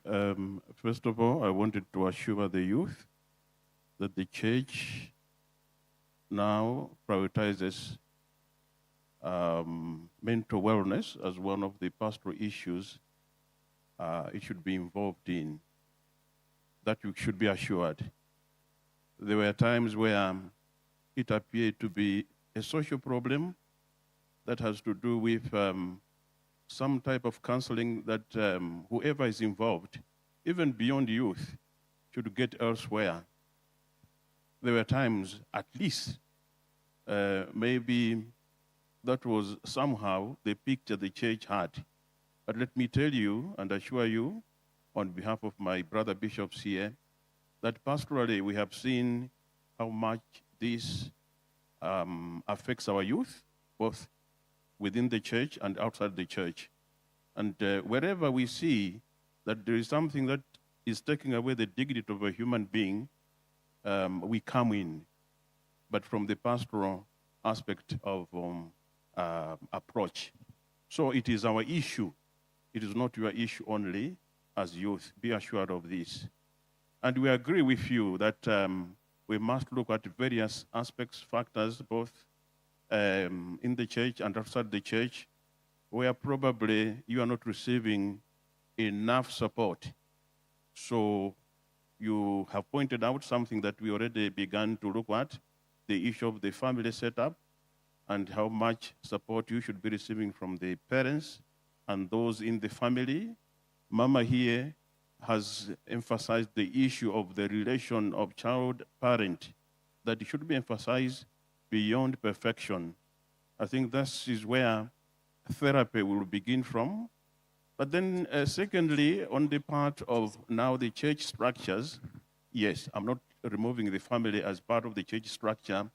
We ourselves in the church too, because of the strong chaplaincy that you are proposing here, and that we all agree with, these are issues that we should be looking at and not avoid.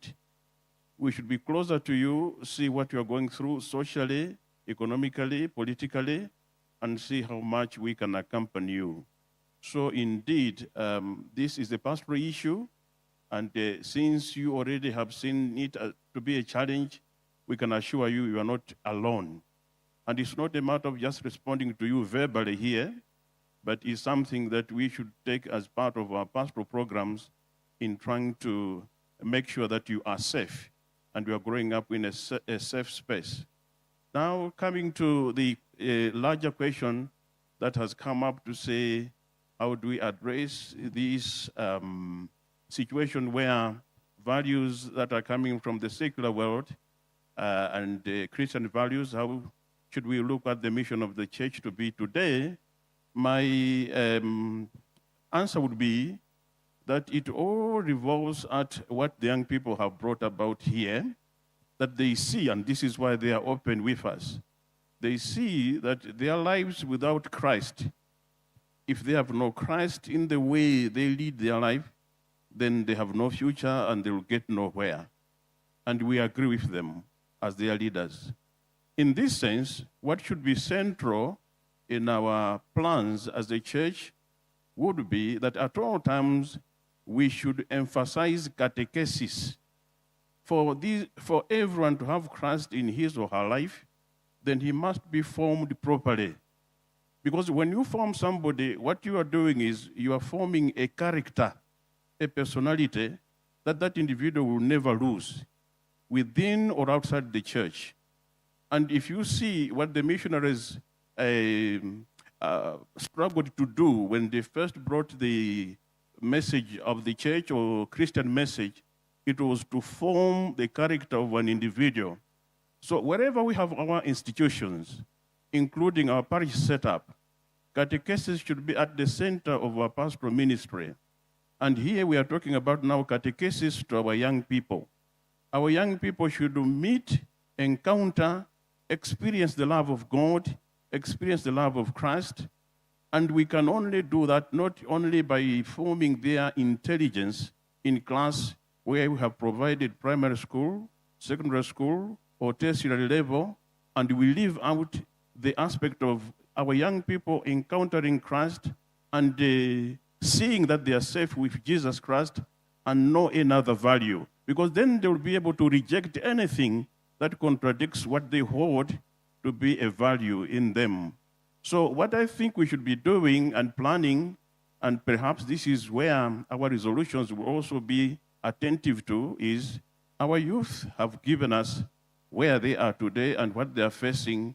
What is it that we can do to respond so that they indeed become rooted Christians and Catholics, whereby whenever they face anything, whether within the church or outside the church is closer to them, and then they are also safe, even where things are that they meet of innovation, they're new, including things that they meet digitally. So this is what I think is key to what we are discussing, not only in this panel discussion, but our conversation that we are encouraging between ourselves as the leaders and then the youth themselves on matters that involve them. Thank you. Thank you. Thank you very much, Bishop Chima. And of course, this conversation extends to our eminent audience of eminences and excellencies. And we have not had an opportunity to engage the audience with questions. But I just want to give an opportunity to one Archbishop. I don't know whether Archbishop Moheria, if you can be given a microphone right there. And the question to you as we bring this conversation to a close is coming straight from the recommendations of the youth. And one of the things I heard them raise is absence of genuine youth engagement. And the word they underlined there is genuine. And from my understanding of what they were saying, they feel youth are involved almost as a token. It's tokenism, just tick the box that they were engaged. How do we move this conversation we've had here to genuineness that the youth are seeking at Bishop Moheria?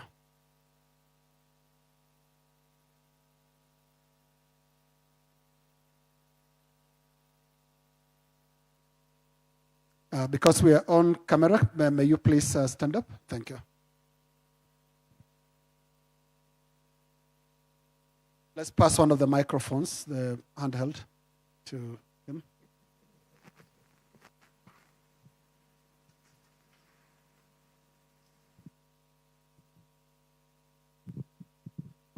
So very briefly, the question of authenticity of these youth engagements. Yeah, thank you very much, Linus. Sorry, this was an ambush, but we accept it.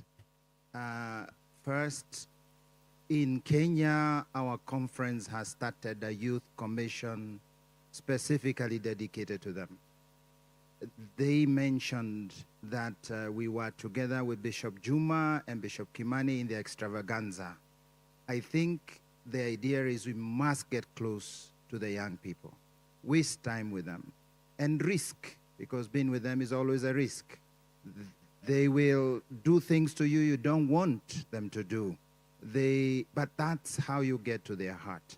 If we are not willing to risk, to be pushed, to get selfies, to try they even would touch our skull cap, we must come down a little lower so that in engaging them, we are able to hear their problems. But also we must be bold and courageous and challenge them.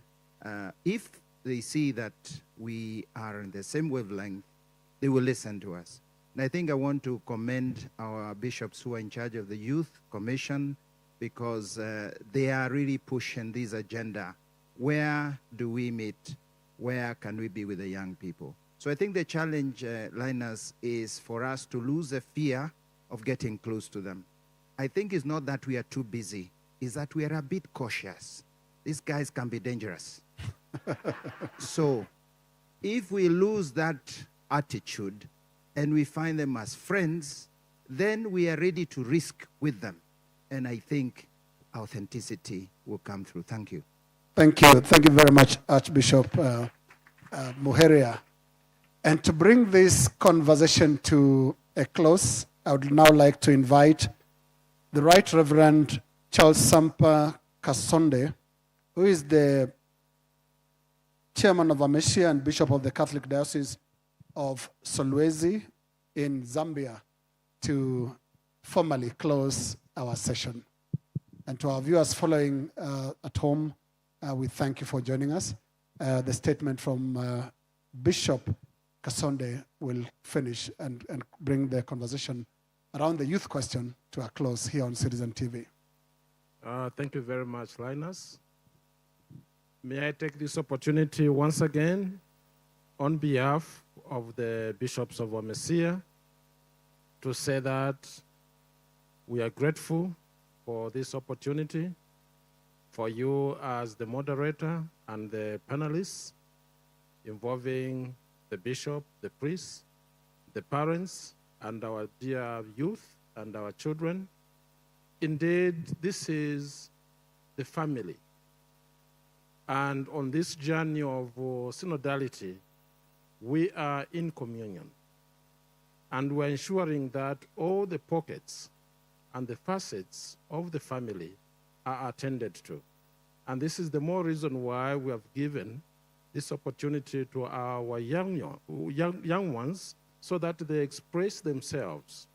And indeed, what I can say on behalf of the bishops is that we have heard, we have listened, and indeed, when we come to the business session, we'll do something according to the recommendations and whatever we can do to better this relationship so that we enhance the formation of our young ones in the church, that they are accepted within the church and also in the family, going with a trust into the society. So may God bless you all. And indeed, we have received your message and we have listened. Thank you very much.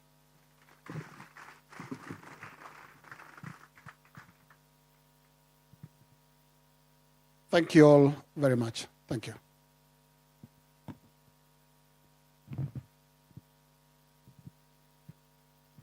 Thank you very much, Linus. Thank you very much, the panel. And thanks you to all of you who have been listening for the last 2 hours. I believe we all found it enriching and interesting. We would like to take this opportunity to offer our gratitude to the panelists by offering them a gift, a small gift that was prepared. And therefore, I ask Eminence Protas Rugambwa, Cardinal Rugambwa, to come forward and present this gift to our panelists.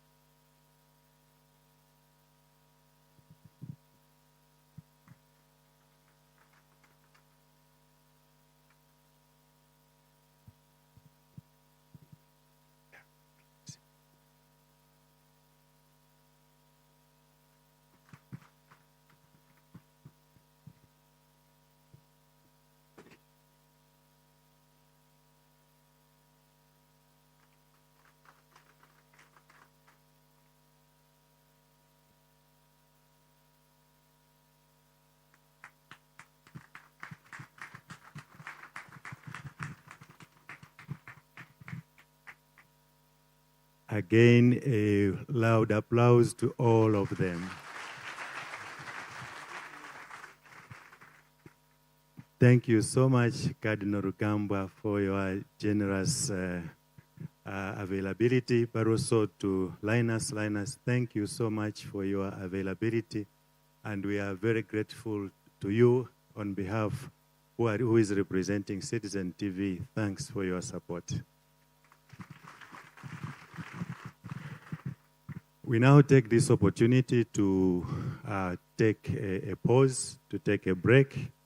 This is almost 5 minutes to 11 I propose that we come back at 20 past 11.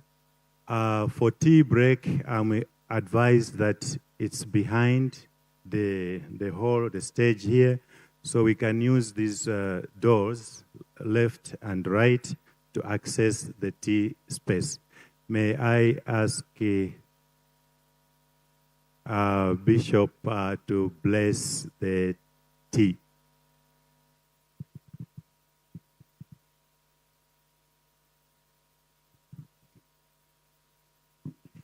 In the name of the Father, and of the Son, and of the Holy Spirit, gratefully we thank the Lord and say together, Hail Mary, full of grace, the Lord is with you.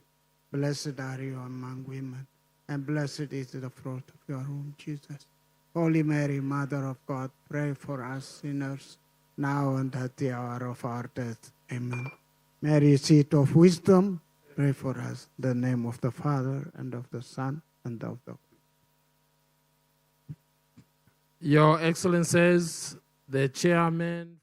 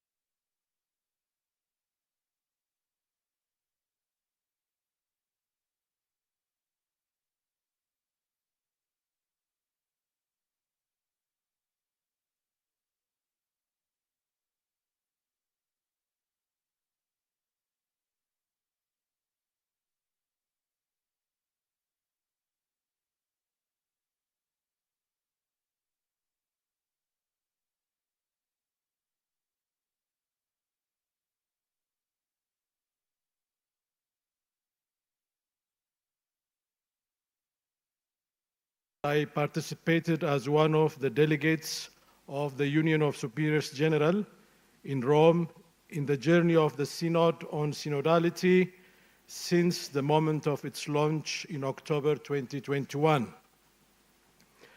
I am happy that this plenary assembly of Amecea has taken the topic related to young people as its primary theme for ongoing formation and reflection. In our prayer for Amecea 21st Plenary Assembly, we pray saying, may the Holy Spirit guide our synodal journey with the youth. We entrust to her the 21st Amecea Plenary Assembly. Lord, grant us wisdom to apply the final document on synodality. What did the final document on synodality say about the young people? My sharing is divided to 4 points. The first one is some basic lessons from our journey of the Synod on synodality. The second point is what did the Synod say about young people in the final Synod document? The third one is some indications for youth ministry after the Synod on the Youth 2018. And the fourth, maybe the last one, which interests us, some elements concerning the pastoral call of bishops in journey together with young people. Some basic lessons from our journey of the Synod on synodality. We were told that the Synod is not something new. It comes from the experience of the early church. And we have this from the Acts of Apostles, the Acts of the Apostles, chapter 15. We have the experience of the first Synod, and we are just continuing this journey. And in fact, when the Pope in 2015, Pope Francis, launched his idea of having a Synod on synodality, while celebrating the 50 years of the first Synod of Bishops, which was called by Pope Paul VI, St. Paul VI, he clearly said that this cannot be something optional. So the first thing, we know that it is optional. It's not optional. And we are in the year of the reception of the final document. 2026 is dedicated to the reception of the document. And this is the moment we work so that the Synod experience, more than the document, the Synod experience on synodality may be received well. The second thing we were told in the Synod and by the final document, we were told that synodality is a journey. Synodality is not an end in itself. It serves the mission that Christ entrusted to the church in the Spirit. To evangelize is the essential mission of the church. This is final document of the Synod, Article 32. The third thing is that synodality is guided by the Holy Spirit. That's why during the Synod in October 2023, in October 2024, we always started with the prayer of Ad Sumus Sancte Spiritus. We prayed always to the Holy Spirit so that we may be guided. And we said always, every day, as they did it during the Second Vatican Council, we stand before you, Holy Spirit, as we gather together in your name. We are all of us here in the name of God, in the name of the Holy Spirit. We have a lot of homework given from the final document concerning the synodal journey. And we were told to do our homework, and this is what we were told in final document, Article 9. The synodal process does not conclude with the end of the current assembly of the Synod of Bishops. The local churches are asked to continue their daily journey with a synodal methodology of consultation and discernment, identifying concrete ways and formation pathways to bring about a tangible synodal conversion. I think that's what we are doing today, and that's what Amecea has organized for all of us. And I think all of us also in our local churches, we are trying to do something. We have been told that it is a call for conversion. Synodality is primarily a spiritual disposition. It permeates the daily life of the baptized as well as every aspect of the church's mission. Every aspect of the church's mission. It is a call for conversion. And we know that we need to be formed to be more and more synodal. We cannot be just synodal at birth. In the sense, of course, we need to learn how to be synodal, whether we are bishops or young people or laymen and women or religious men and women. Even consecrated people who have a lot of tradition of chapters, assemblies, family councils, still they are learning about synodality. Second point, what did the synod say about young people in the final document? It is clear that in the magisterium of Pope Francis, the youth have their particular place. If you read Evangelii Gaudium 105, it says, youth ministry as traditionally organized has also suffered the impact of social changes. Young people often fail to find responses to their concerns. Today, this morning, we have heard their concerns once again. Their needs, problems, and hurts in the usual structures. As adults, we find it hard to listen patiently to them. This is Evangelii Gaudium. This is before the Synod, in 2013. Now, in the final document of the Synod, we find the word youth only once. And we find the word young people 11 times.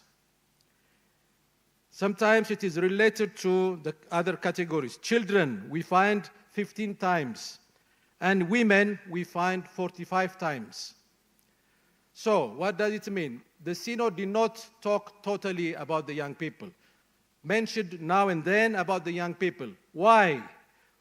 We have to think of the Synod on the youth, which took place in 2018. The whole Synod spoke about the young people, and the whole document, Christus Vivit, speaks about the young people. So there was no real need to go back again to raise many questions during the Synod on synodality and about the young people, because it was already discussed, but we'll go back to that later on. So I will just read some of these final document quotations. Looking upon the Lord does not distance us from the tragedies of history. This is final document, Article 2. Instead, it opens our eyes to the suffering of those around us, and we are pierced by the faces of war-stricken, terrorized children, weeping mothers, the shattered dreams of so many young people, refugees facing terrible journeys, and the victims of climate change and social injustice.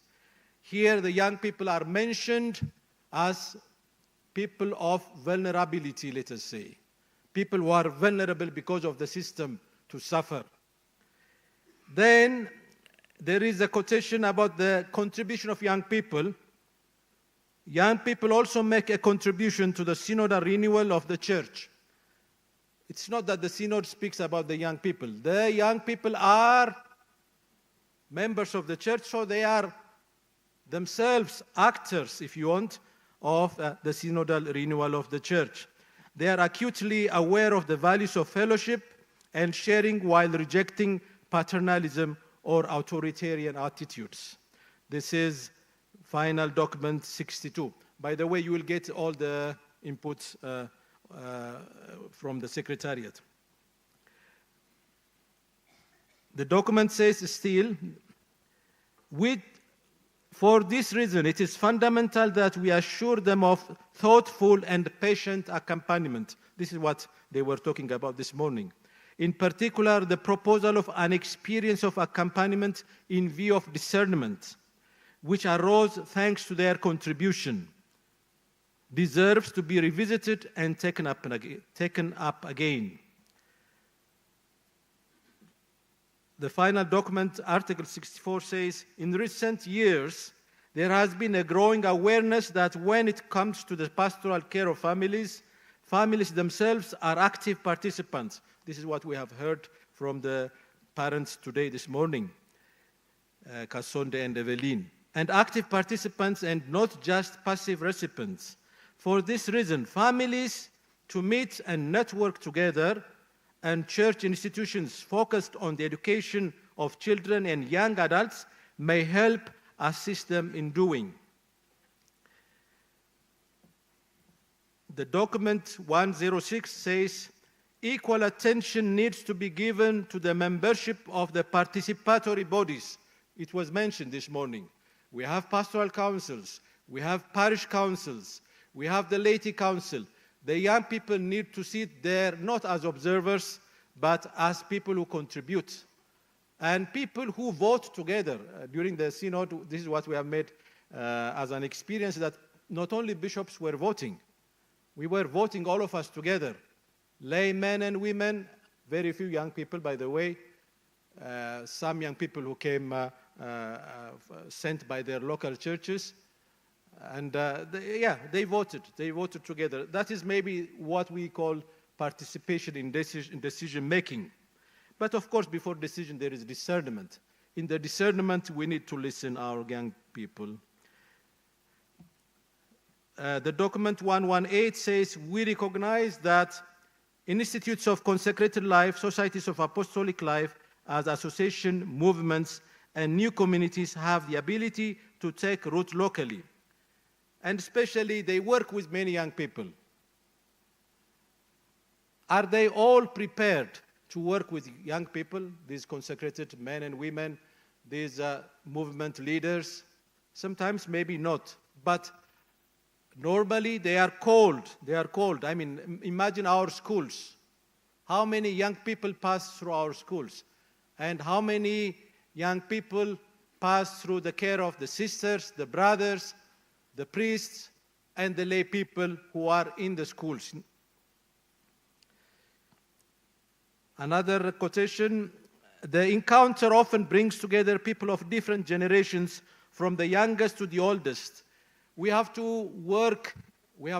Now, there was a complaint in a country, I will not mention the country, but the men were complaining that there was a lot of attention to women within the church. I mean, they make the majority of the community, and there was a lot of talk, to the point the bishop in that meeting, I was visiting the country, the bishop said, the men are asking to make associations because they are a bit left out.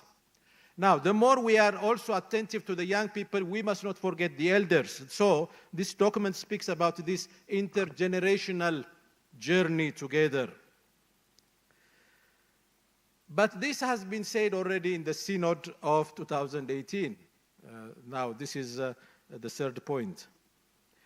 There is a section in the Apostolic Exhortation of Pope Francis, Christus Vivit.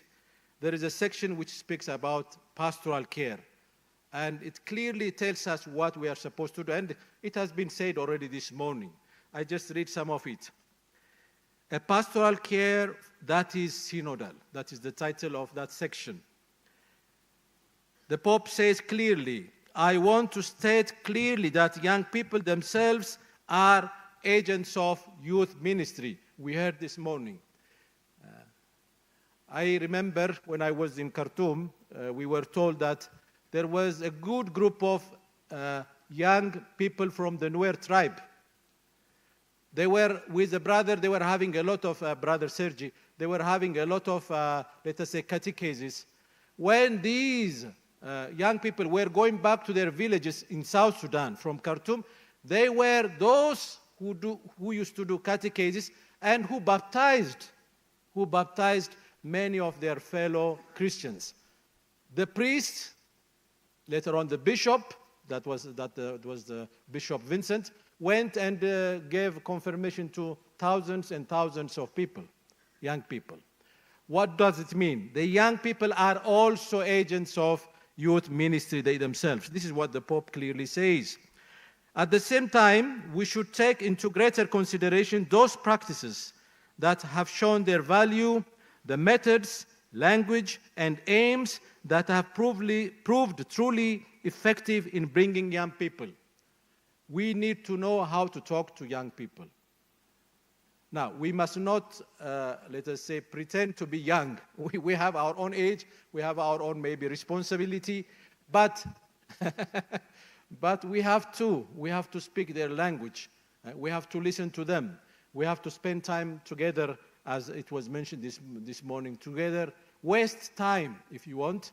Waste time together with them. The Pope says, youth ministry has to be synodal. It should involve a journey together that values the charisms that the Spirit bestows in accordance with the vocation and role of each of the church members. The Holy Spirit is at work in the life of our young people.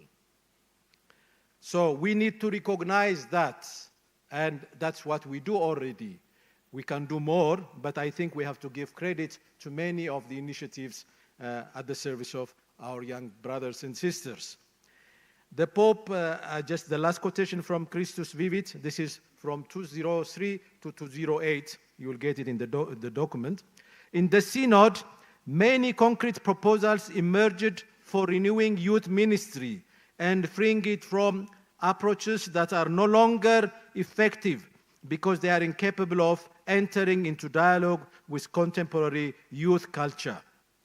What is this youth culture he's talking about? I think we heard something yesterday already from the experts and also this morning.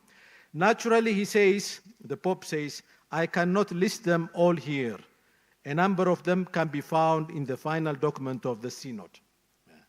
So the Synod doesn't exhaust everything. And we know that 2018 was already 8 years ago. Now things are going very fast and they are changing.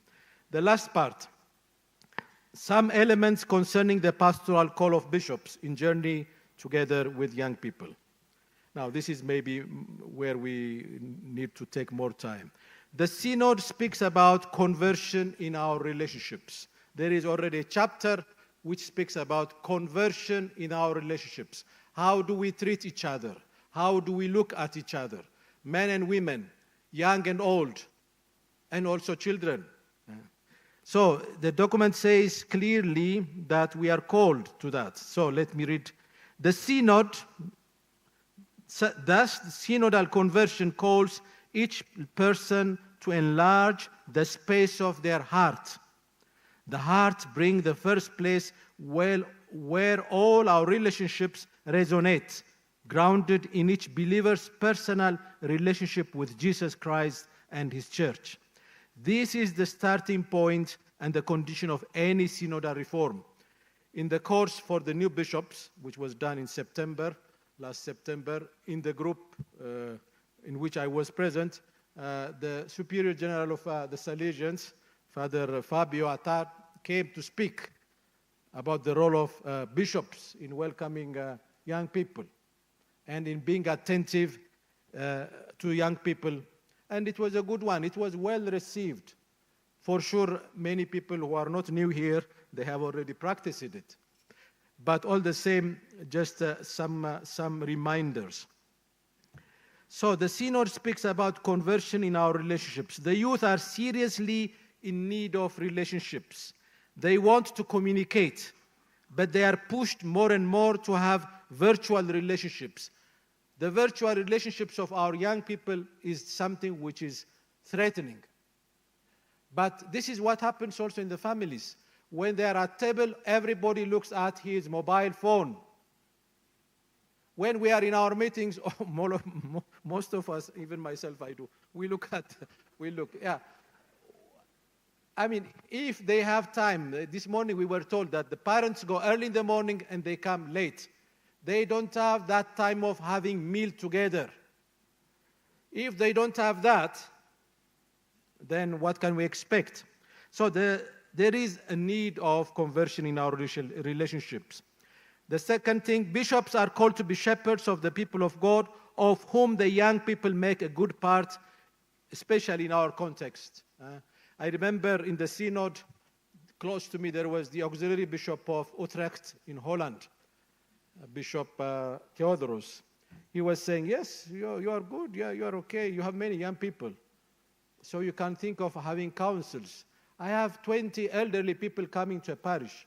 How can I make a parish council with 20 people more than 70 years old?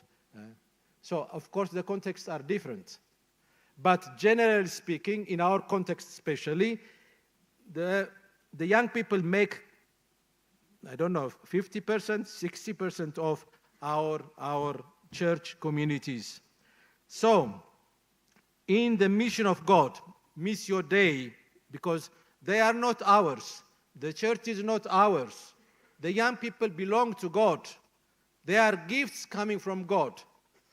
So it is a respect for God when we involve them more and more, of course.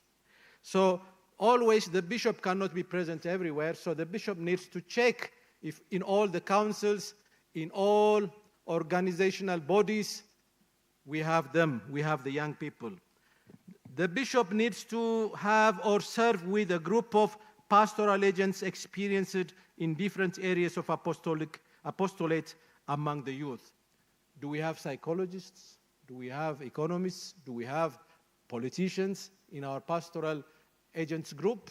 The bishop cannot do anything, but at least the bishop can supervise. This is the word which the bishop used this morning. Supervise if there are these gifts in our communities so that we may help our young people. So the office, they spoke of the office, no, to have youth office, elevated to a commission. Why not? But the issue is that do we have the personnel prepared mentally and with a lot of love in their heart to work with young people? As pastors, we are called to be people of deep hope who help the community go beyond the challenges of every day. When they hear the bishop, they need to be inspired. They need to be inspired that there is hope. There is a possibility of change. Change is coming, as the song says, no? There is something coming, and it is already there. It is already there. Many young people undergo many negative experiences of life which affect their present and future. They share many stories of abuse when we encounter them deeply. Emotional, spiritual, political, relational, instrumentalization, and abuse. That's what we heard this morning. Do we have prepared people? Is it enough to preach? And is it enough just to maybe confess and tell the people, do your penance, say this, and that's the end of it? And our young people come with their drama, trauma, and we are not prepared to address their questions. Can we do it, all of us? Can we do it alone? No. Father was talking about networking. Networking, even beyond the church and outside the church.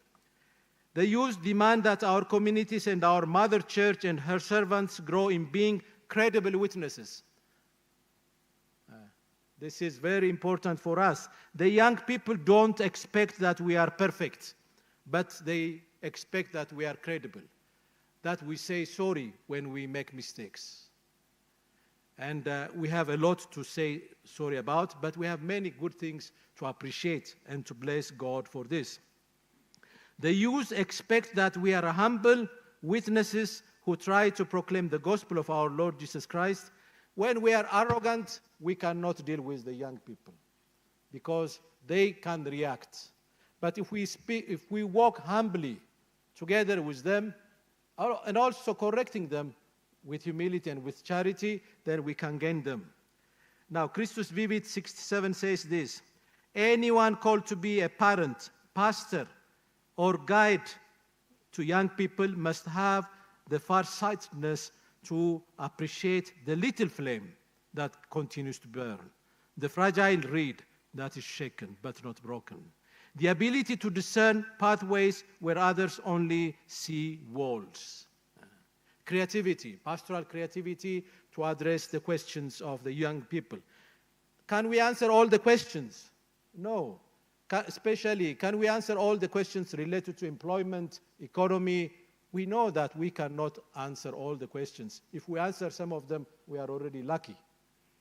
But we can do. The father was talking about lobbying, advocacy, being voice for them when there are decisions to be made at the level of the government, at the level of the continent, at the universal level, to speak about the young people. Because those decision-making bodies must listen the voice of the young people. It's not because they don't talk. They talk, thank God. They can talk themselves. But we have this pastoral care of talking in their name. I'm just finishing. How do we make them participate in the life of the church? As protagonists or as they said before, implementers of decisions already done, already made. The local ordinary who knows the gifts, talents, expertise, and vocation of the various pastoral agents in the diocese is supposed to be the unifying figure. You see, from the little experience I have, there are many movements, many congregations working among the youth. Now, sometimes each one goes his own way. The Salesians go their own way. The Charismatics go their own way. I don't know, St. John Brothers they go their own way. Each one with the impact of their spirituality. Okay.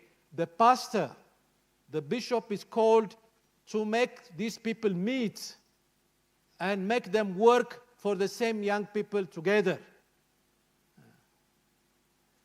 And also congregations who have many responsibilities with the young people, they need to talk to each other. We have the Focolare movement of young people, we have the Charismatics, we have the Neocatechumenals. Each community takes them. We are happy that they are inside movements, that they are inside the apostolate of some congregations. But we need, as supervisors, maybe to call all these bodies to sit down and work together, because they fish in the same sea, and they also walk together with the same group of young people.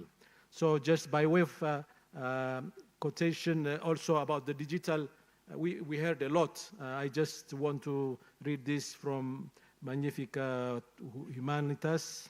Where is it now? Let me see. 238. Pope Leo says this: we must learn then how to exercise restraint in the use of artificial intelligence and to protect our young people from the promise of the perfect machine. This is beautiful. We must learn then how to exercise restraint in the use of artificial intelligence and to protect our young people, from the promise of the perfect machine, from that subtle temptation which renders human thought seemingly superfluous precisely when it is most needed. How to accompany our young people in the use of artificial intelligence and information technology and all the other related issues. I think there are some indications maybe we need to come up with some guidelines. As shepherds of the people of God, we are called to ensure that the formation of our seminarians and candidates for consecrated life is well done and in a synodal manner. You see, the young man, when he becomes a priest and he goes to a parish, he becomes a dictator. And he doesn't involve the young people. He himself is a young man. How does it happen? Okay, I think we need to work a lot in our formation, and the Synod spoke clearly about it in 143. The Synod says this: one of the requests that emerged most strongly and across all contexts during the synodal process is that the formation provided by the Christian community be integral, ongoing, and shared. There was also a marked insistence throughout the synodal process upon the need for a common and shared formation in which men and women, laity, consecrated persons, ordained ministers, and candidates for ordained ministry participate together, thus enabling them to grow together in knowledge and mutual esteem and in the ability to collaborate. Now, you know that as Amecea, we met was it in October, last October in Addis Ababa, those who participated in the synod, we had a meeting in Addis Ababa, and we decided at least about the translation of the document, about the dissemination of the document, and about the reception of the document in our local churches. I don't know how much it is done. I think we can evaluate if the document is already translated in Chinyanja, Chichewa, or I don't know, Bemba, that is in Zambia and Malawi, but also in Amharic, Tigrinya, or Kambata, Wolaita. I mean, we have to see about the translation. Now, we are being told that there is some journey to be made in 2027, 2028. How do we involve our young people? So the past is the past. Now, let us think of what we are supposed to do next year. It is in the calendar. We have received a letter dated March 25th, 2025, from the Secretariat of the Synod. How do we involve the young people now in the future, next year? Because there are some things to be done in the local churches. There is a group of scholars helping us, Synodality Observatory for Africa. They are coming up with a lot of reflection. I guess many of you are aware of this. Father Paul Beret, the Jesuit, who is there in Rome, he's the president. He's sending, I think they had a meeting in Nairobi some time ago.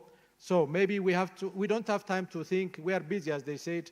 We don't have time to think. Maybe these people, they think and they come up with some indications. So maybe we take it. I am told that in August, the first week of August, in Addis Ababa, SECAM has organized the meeting of the Continental Body on Synodality. They are coming there, so maybe we will have. So these are all incentives so that we may be engaged and so that we may engage young people. I close with this quotation from Christus Vivit, 202. Youth ministry, as traditionally carried out, has been significantly affected by social and cultural changes. Young people frequently fail to find in our usual programs a response to their concerns, their needs, their problems, and issues. The proliferation and growth of groups and movements predominantly associated with young can be considered the work of the Holy Spirit, who constantly shows new paths. Even so, there is a need to look at the way such groups participate in the church's overall pastoral care, as well as a need for a greater communion among them.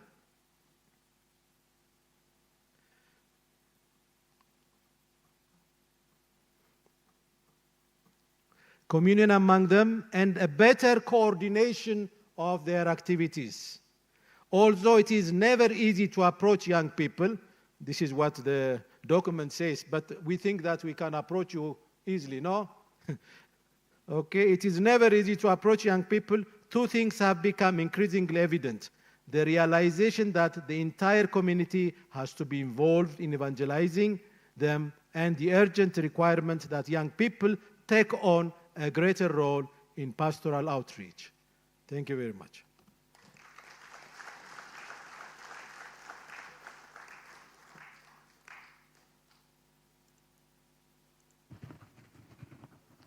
So once again, let us give a clap of gratitude for the presentation.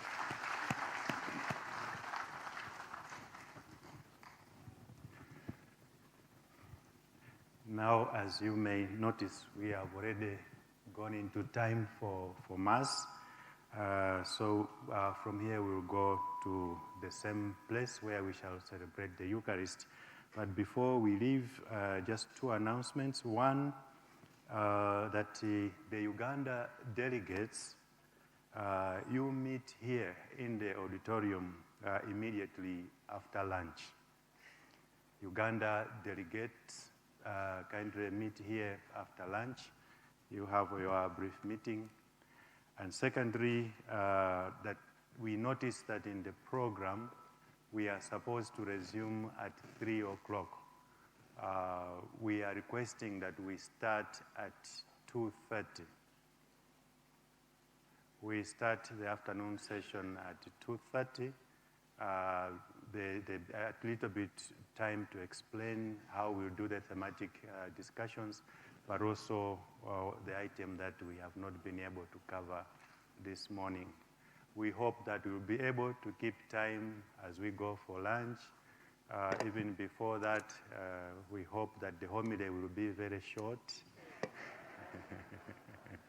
And we pray that we'll really manage our time very well in the remaining time. Thank you, thank you.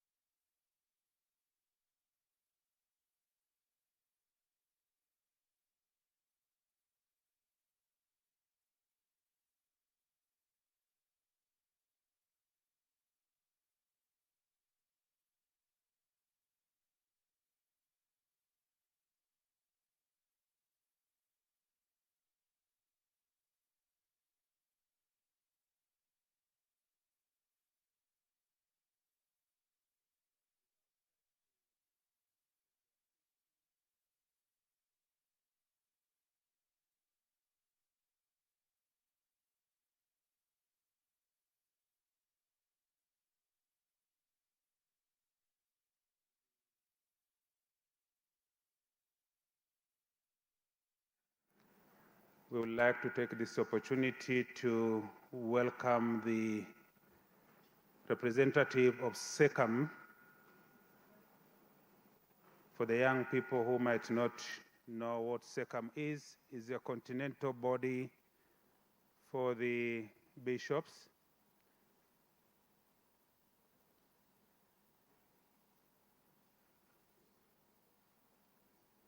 We have a representative who has come all along from West Africa to convey a message of solidarity to the bishops of Amecea. He's supposed to travel this afternoon, so we take this opportunity to allow him to greet the bishops here and to deliver the message of SECAM. Your Grace.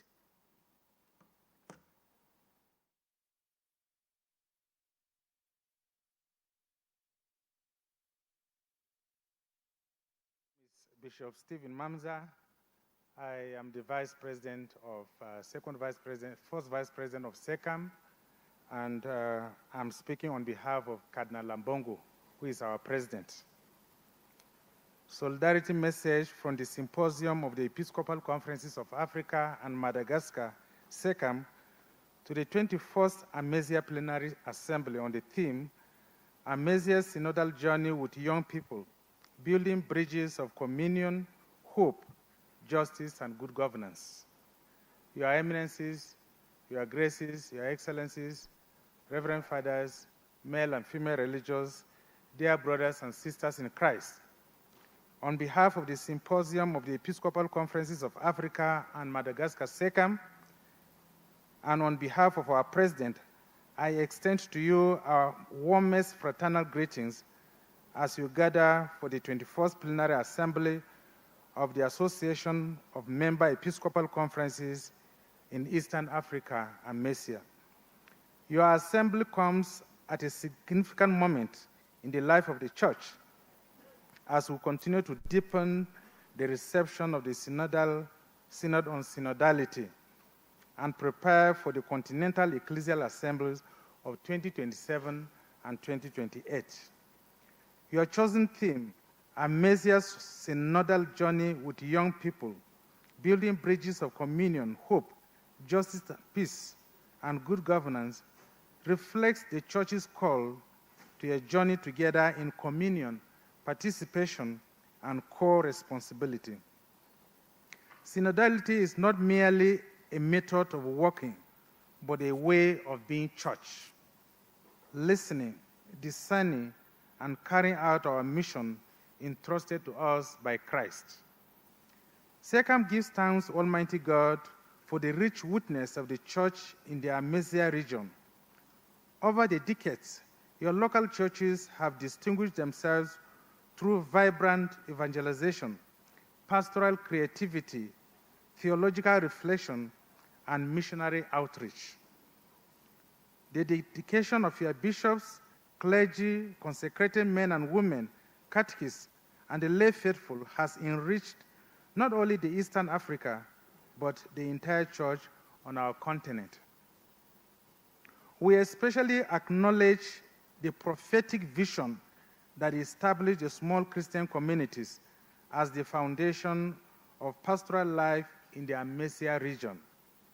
Long before synodality became a prominent theme in the Universal Church, these communities embodied its essential values by fostering participation, listening, shared discernment, mutual care, and co-responsibility for the Church's mission. They remain one of the Africa's most significant contributions to the life of the Universal Church. We also commend your commitment to accompany young people. Young people are not only the future of the Church, but an essential part of her present. By creating opportunities for their active participation, leadership, and formation, Amecea continues to demonstrate how the Church can work with young people, nurture their gifts, and encourage them to become agents of evangelization, reconciliation, and social transformation. We further congratulate Amecea for the progress made in strengthening its institutional structures and promoting greater financial sustainability. These efforts reflect prudent stewardship, transparency, accountability, and a growing capacity to sustain the Church's mission through local commitment and shared responsibility. This journey towards greater self-reliance is an encouraging sign of ecclesial maturity in this region. As the continental family of the Catholic Church in Africa and Madagascar, SECAM expresses sincere gratitude for Amecea's consistent contribution to our common mission. Your pastoral experience, theological reflection, and spirit of collaboration continue to strengthen SECAM and deepen the bonds of communion among the churches of Africa. We encourage Amecea to continue offering leadership within SECAM as we respond together to the many challenges facing our continent, including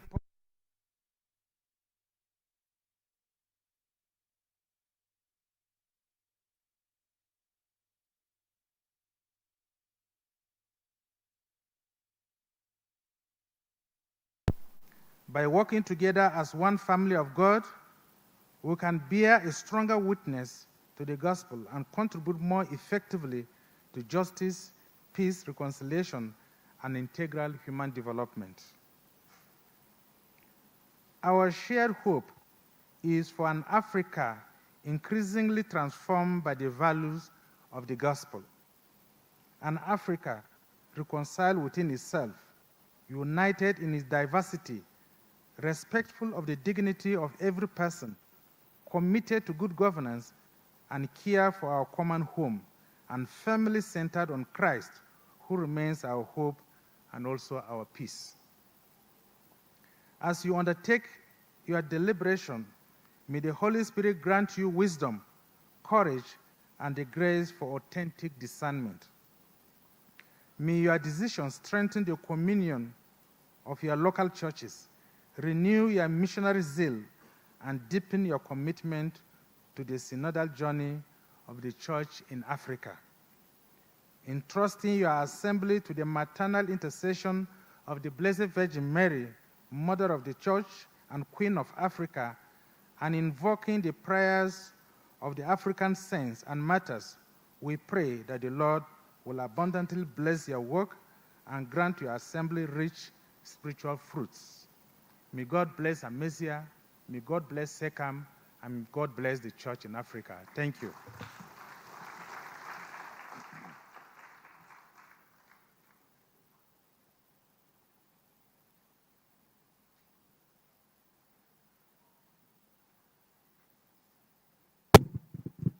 Thank you, Your Grace, for that message from SECAM.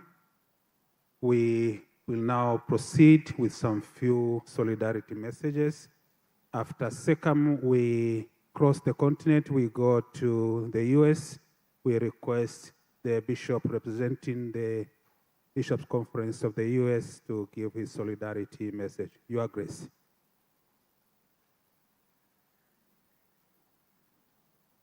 After US, we request Imbisa to be close by.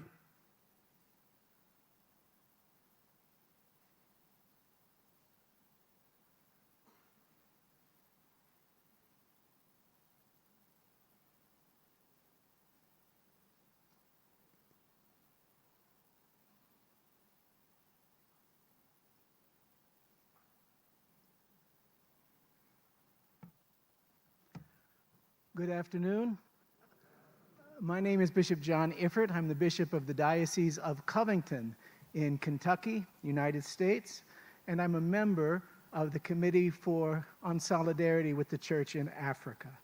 Your Eminences, Your Excellencies, fathers, sisters, brothers and sisters in Christ, thank you for inviting me as a representative of the United States Conference of Catholic Bishops to this plenary meeting here at the Catholic University of Eastern Africa in Nairobi, Kenya.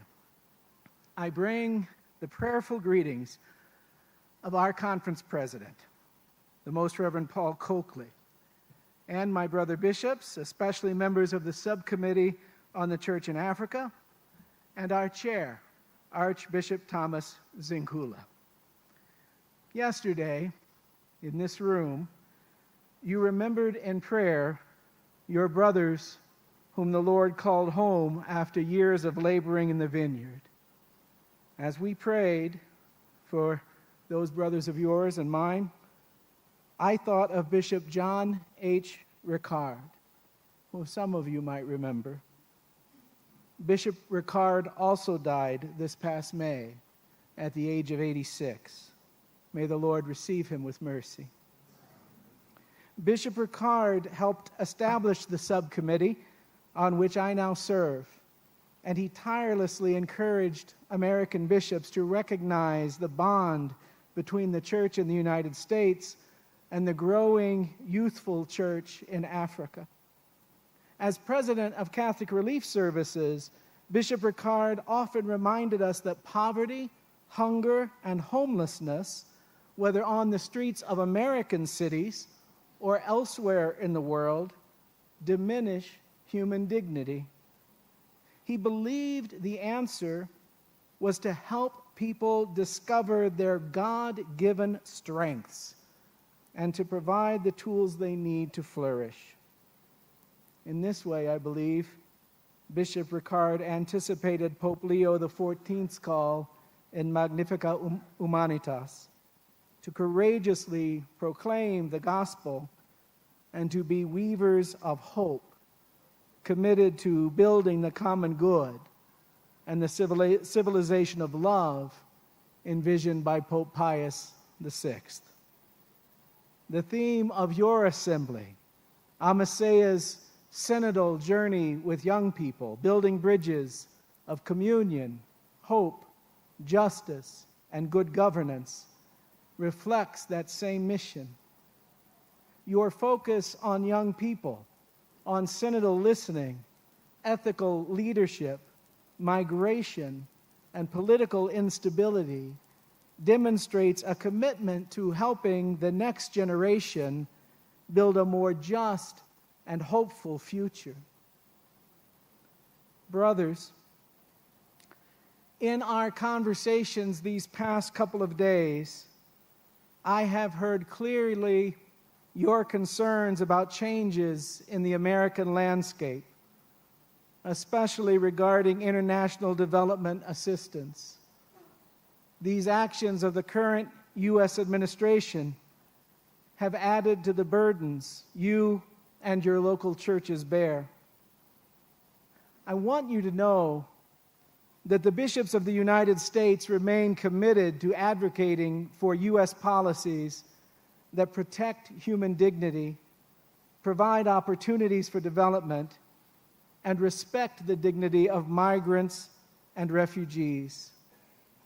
I have only been a bishop and member of the United States Conference for 5 years, but I will share with you that nothing in that brief time has unified the voice of the bishops of the United States. And our conference is 440 voices strong. Nothing has unified the voices of the bishops of the United States like these priorities of just policies for assistance and immigration. As many of you know, the USCCB has had a long relationship with Africa and Amecea. In 2001, the bishops of the United States issued the pastoral letter, A Call to Solidarity with Africa, recognizing both the vitality of the church in Africa and the responsibility to walk together in faith and mission. One fruit of that commitment is the Solidarity Fund for the Church in Africa. Supported by the contributions of American Catholics in the pews, the fund assists pastoral projects, especially projects that build capacity for bishops' conferences and local churches. projects that are requested by bishops' conferences and regional associations, such as Amecea. Although this funding cannot replace the large-scale development assistance that has recently been withdrawn, it remains a concrete sign of our partnership. To date, the fund has distributed more than $42 million in support of the Church's mission across Africa. Our subcommittee has the privilege of fostering relationships with bishops' conferences throughout Africa. We are grateful for the many gifts the Church in the United States receives, especially through African priests, religious, and lay faithful who enrich our local churches with their witness of faith. We are grateful, and we desire to continue walking in unity with Amecea. Thank you for your time and for your attention. May God abundantly bless your work during this important plenary assembly. Thank you. Another big applause. We thank USCCB. They have been journeying with us for a long time. May I call upon the representative from Wimbisa, the Secretary General of Wimbisa is here, and thereafter CRIs.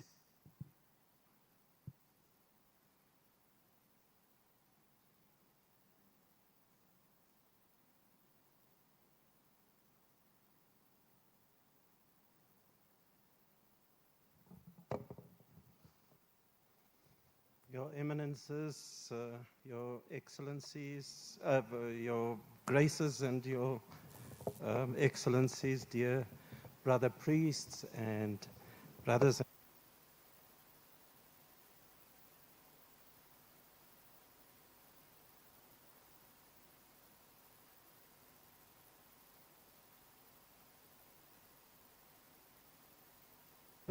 Press mic. Good afternoon, and thank you for that. I am Father Enrico Perry, the director of Imbisa, and I am here to read the President's message of solidarity.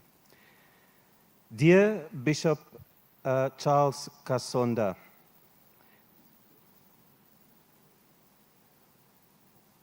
to the bishops gathered for the 21st plenary session of Amecea, greetings and blessings from Imbisa. With thanksgiving before the Lord who gathers us in his church, we celebrate your 65th year of existence. We pray that the collegial experience of the years past may now bear rich and abundant fruit in the growth of synodality in your region.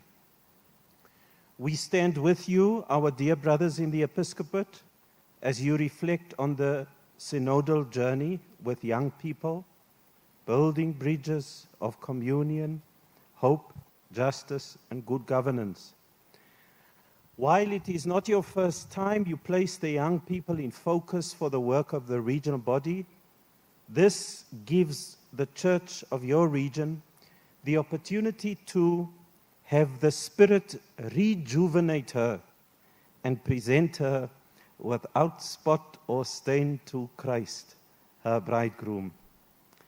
May the vitality and energy, sorry, I lost my place. May the vitality and energy God gives to young people be yours too in your reflections and deliberations. May God give you wisdom as you elect new office bearers and appoint new staff members for Amecea.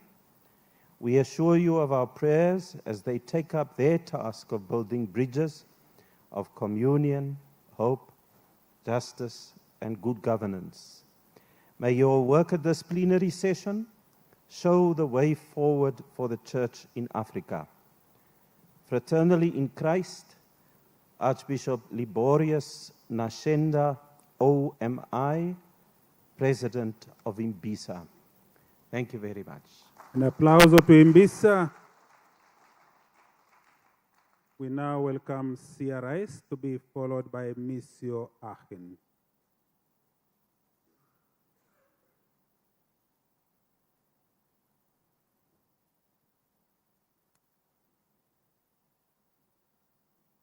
Your Eminences, Your Excellencies, dear friends, good afternoon. My name is Matthew Davis, and I am the Regional Director for Catholic Relief Services for Eastern and Southern Africa. So that covers the Amecea countries. CRS merged regions last year, so as I spent 10 years as the Regional Director for East Africa, but with the merger, I now cover all of Amecea, including Zambia and Malawi.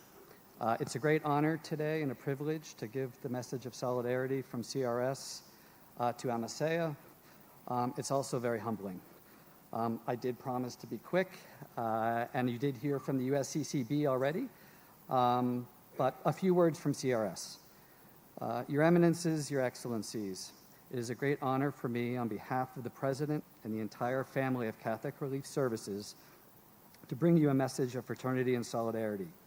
As you know, we are the instrument of the development and humanitarian assistance of your sister Episcopal Conference of the United States of America. In this regard, we reiterate our pride and joy in walking hand in hand with the Catholic Church of Africa through SECOM, but also above all through the Episcopal conferences at all levels, especially the regional level, in this case, Amecea.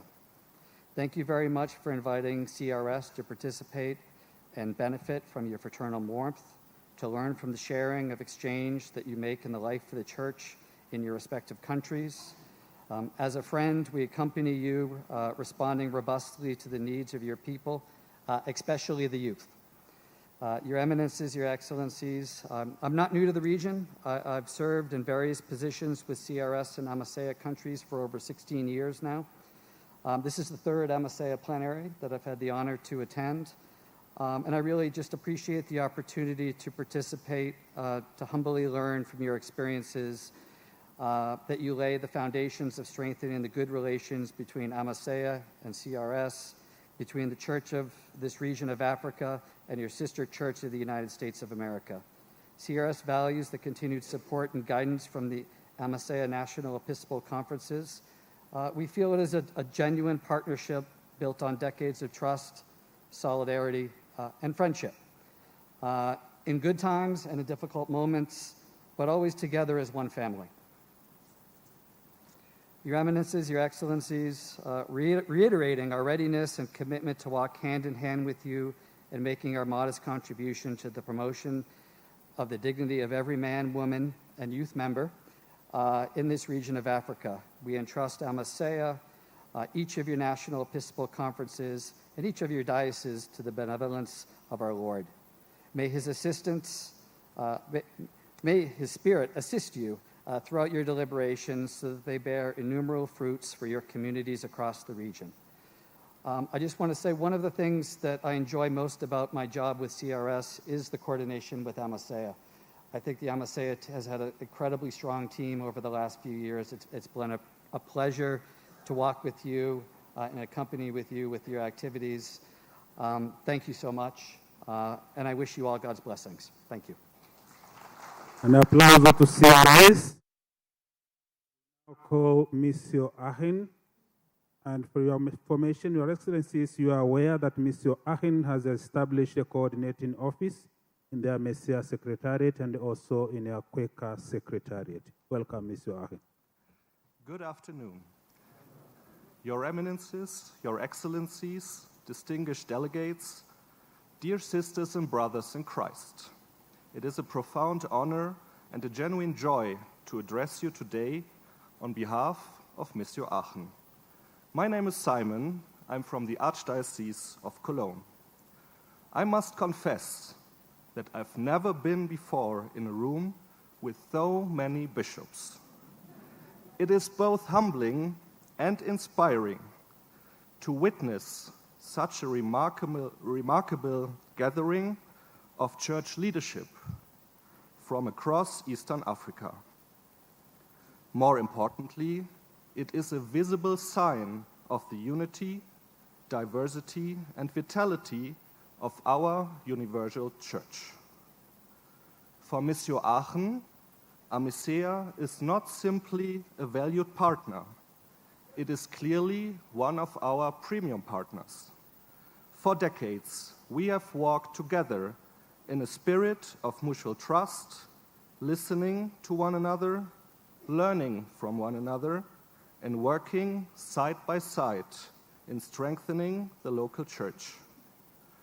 Our commitment to this partnership is reflected in one of the most significant strategic decisions our organization has made in recent decades: the process of subsidiarity.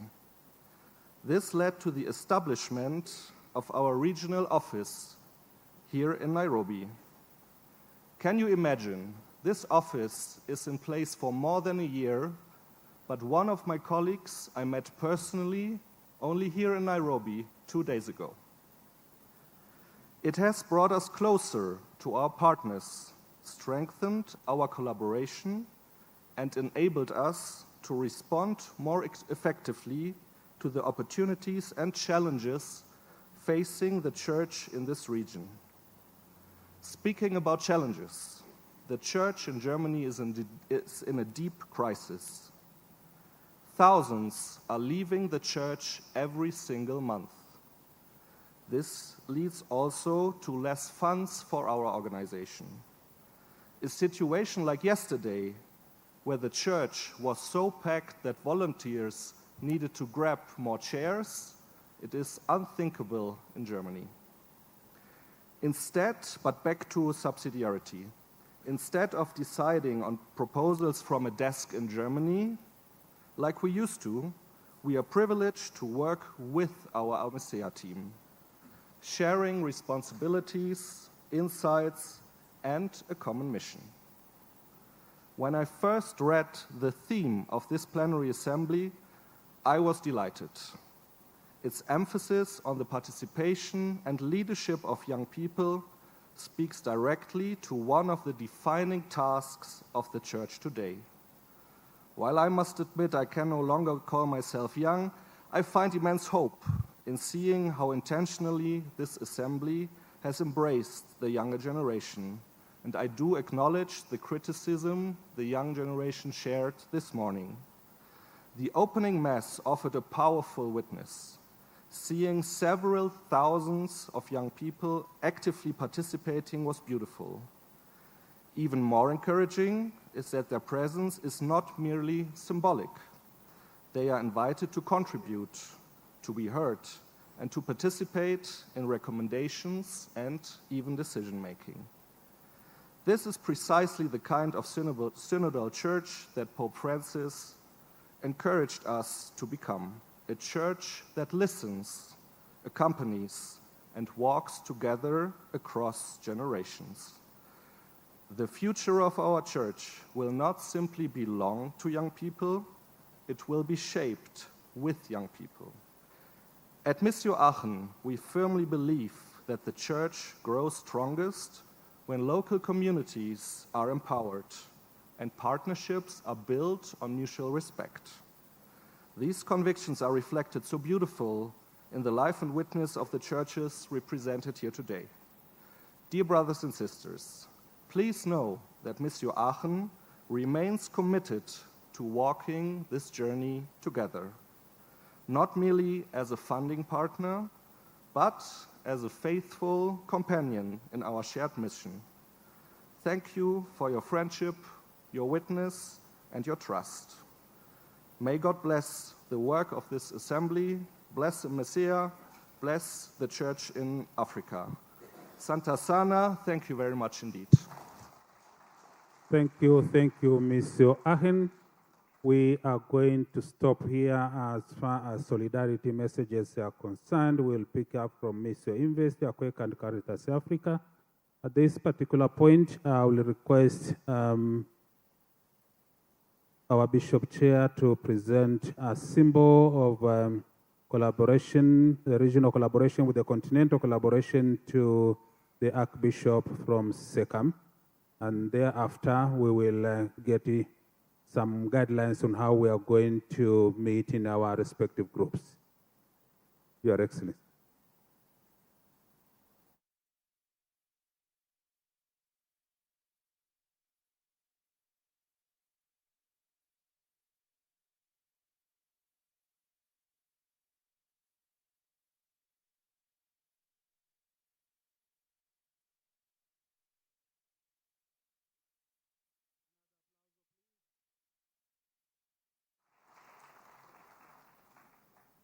In order to keep our bags safe and a little bit open for identification, the organizing team has prepared name tags, which is going to be put in the bags of all the bishops here present.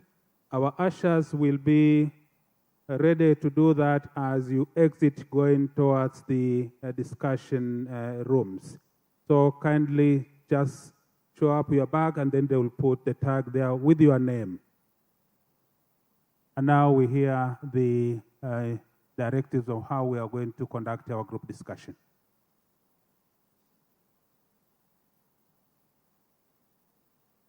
Good afternoon once again. I begin with announcements. These are about the excursion to the national park tomorrow. The committee that is organizing that is requesting all the bishops and delegates who will be going to the national park to kindly refill their bottles with water and carry their own. And secondly, they are asking those who are going to dress light and comfortable. Thank you.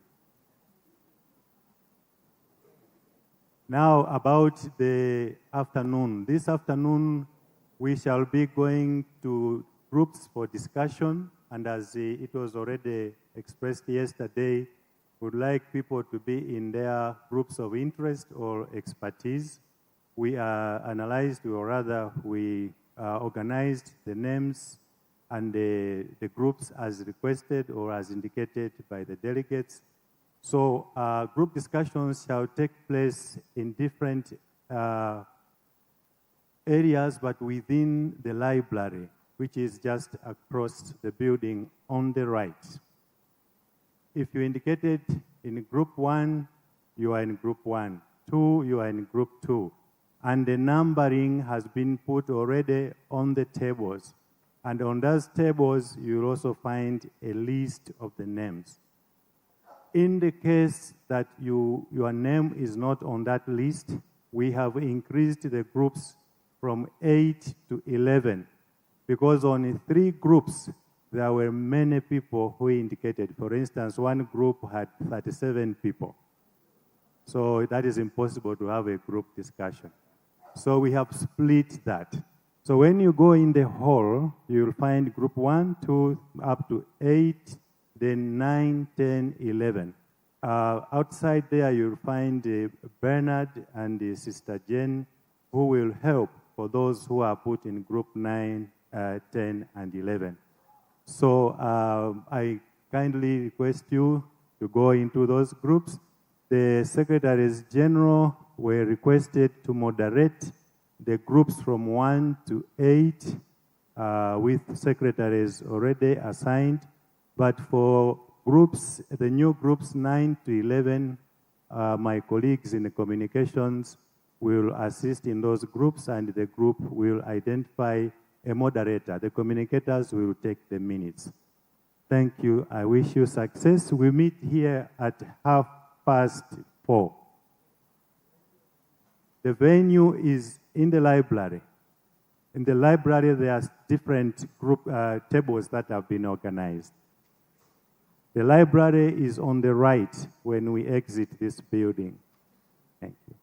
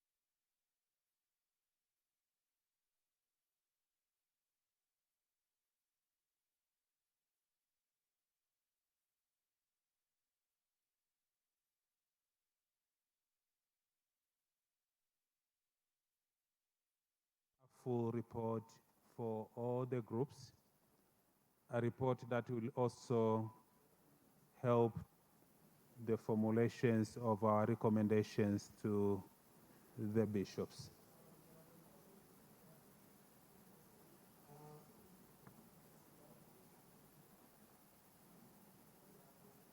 Is group number 1 ready?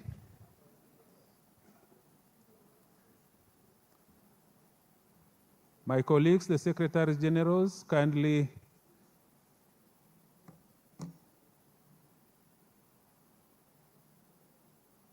help me to moderate that.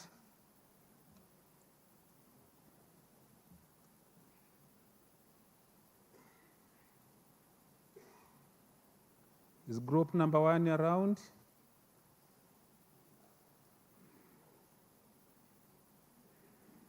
Oh, Your Excellency, you have the floor.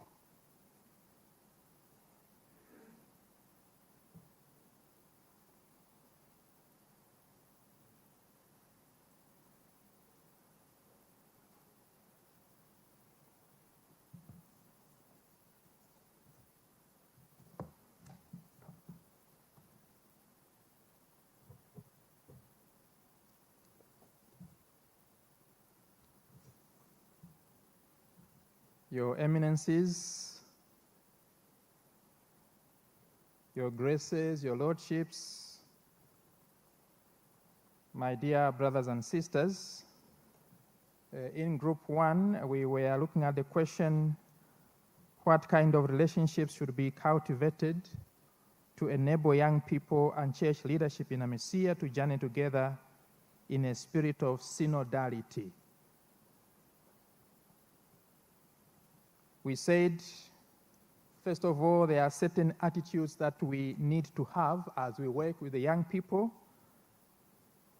Attitudes such as openness, availability, being approachable, and to be a bit simpler in our relationships with them so that they can gain more trust. The other point was that we have to show that we trust them. Sometimes the youths have this prejudice that they are not trusted. So we need to show them that we trust them and appreciate their value. When they are appreciated, then they can also do much more. Concerning the listening aspect, we said it's not enough to just listen, but there's also the aspect of discerning that leads to making decisions. There was a consideration also regarding having a structure on the Amecea level, for example, a youth desk, so that from this desk, materials or information can be shared that is relevant to the youth, going down to the Episcopal conferences and the dioceses. We reiterated the point that when we appoint chaplains or any other person who works the youth, these people have to be trained. They have to be prepared to work with the young people, not just appointing anyhow. Then there has to be what we call the communicative dialogue. That is, when we plan, we have to plan together. When we make decisions, we have to make these decisions together. We are not just there to instruct the youth on what to do, but we need to be involving them so that they are part of the process arriving at a decision. We also need to know the young people in a deeper way, meaning we need to understand their strengths and their weaknesses. When we know their weaknesses and strengths, that way we can accompany them in a better way. We also said on our part we need to help the young people to maximize their sense of belonging to the church. They need to feel that they are part of the church. There are times when they feel they just have to ask for things from us as if solutions are ready-made, but they have to be part of that process of arriving at decisions and also solutions So they need to have this sense of belonging to the church. They are part of it, and they participate in finding solutions. We also came up with this point that there is a complaint that the young people are saying we do not listen to them. But at the same time, there was also an understanding that they do not listen to us. So the question was, all of us are supposed to listen to the Holy Spirit. The young people, ourselves, everybody's supposed to listen to the Holy Spirit. He's the one that is supposed to guide us to be able to arrive at a solution or a conclusion regarding whatever issue we are looking at.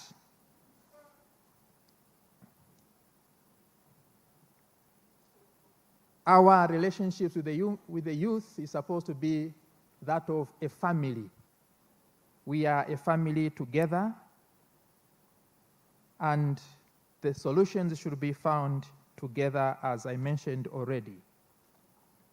In the small Christian communities, it was also highlighted that the issues that we discuss there oftentimes are not so much relevant to the young people, and so they move away from these gatherings. So there has to be a way of factoring in something that is relevant also to the young people as we meet in our small Christian communities. And these small Christian communities have to be understood as a way of life, not just maybe gathering for prayer and then it ends there. But there has to be issues that we analyze because they really affect all of us in the society or in the community. That way to bring interest even for the young people to want to participate.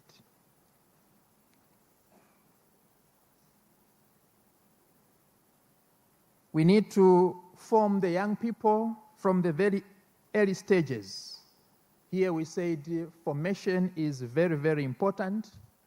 And connected to this, we said in order to assist the youth, we need to empower the parents.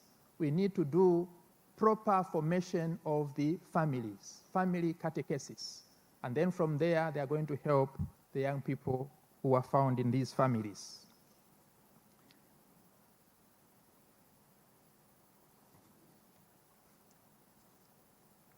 The structures that we have, they should be structures that serve the needs of the young people. Structures are meant to serve the concerns of the young people. It was highlighted that sometimes these structures, they remain just too broad, such that the needs of the young people are not truly identified. Then young people use the language that is always changing. So on our part, we need also to be quick enough to bring them near in order that we are able to understand their codes so that we can communicate with them in their language. Sometimes we are lost when they are speaking, but we need to understand their language as well. In other words, we need to be flexible in our approach to the young people. Concerning the point that bishops are busy, yes, it was acknowledged that it is true that they are busy. They are supposed to be busy because they have so many things to do. So the young people have to understand that, yes, bishops love us, but they are going to find time for us maybe at another time, because sometimes there are demands to say, would we have the bishop? But then he's not available at that time. They have to understand, yes, he has other engagements, maybe another time will come. But then we also say it is true that, yes, bishops are busy, but on their part, bishops have also to take personal initiative of wanting to have a program for the youth, depending on what they have on their calendar. Intentionally, there should be programs that are meant for the youth. That way they will feel appreciated and also taken care of. But if they see that the bishop is kind of aloof to their programs, then they don't feel they are part of the family. We said in the Catholic Church we are blessed with so many Catholic schools. So in these schools, it would also be good to have in the curriculum something that deals with the young people. A formation geared towards the formation of young people, because, as we said, the formation has to start from their early stages. So there could be a book that is basically tackling concerns or issues of the young people in our Catholic schools. So the catechesis that is tailored to the young people, but also mainly to the different age groups. Lastly, we said we all need to lead a life of integrity. When we have this life of integrity, giving good example to the young ones, then it makes them also be inspired to want to follow what we are doing. We become role models to them. But if our life of integrity doesn't really draw them to want to do something better, then we are not really helping them. Thank you very much.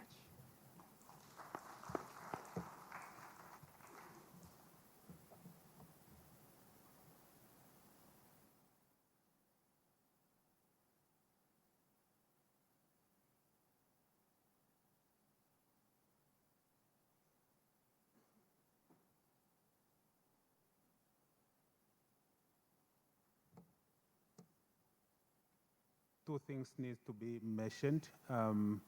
We have two bishops there who are taking down the key issues. Probably towards the end, we might have a summary of what we are getting from the groups. There was a directive that we allow some few questions from the floor. We are looking at our time and the 12 groups we have. It might not be practical. That's why I'm humbled to call group number 2. And then group number 3 will prepare to come after group number 2.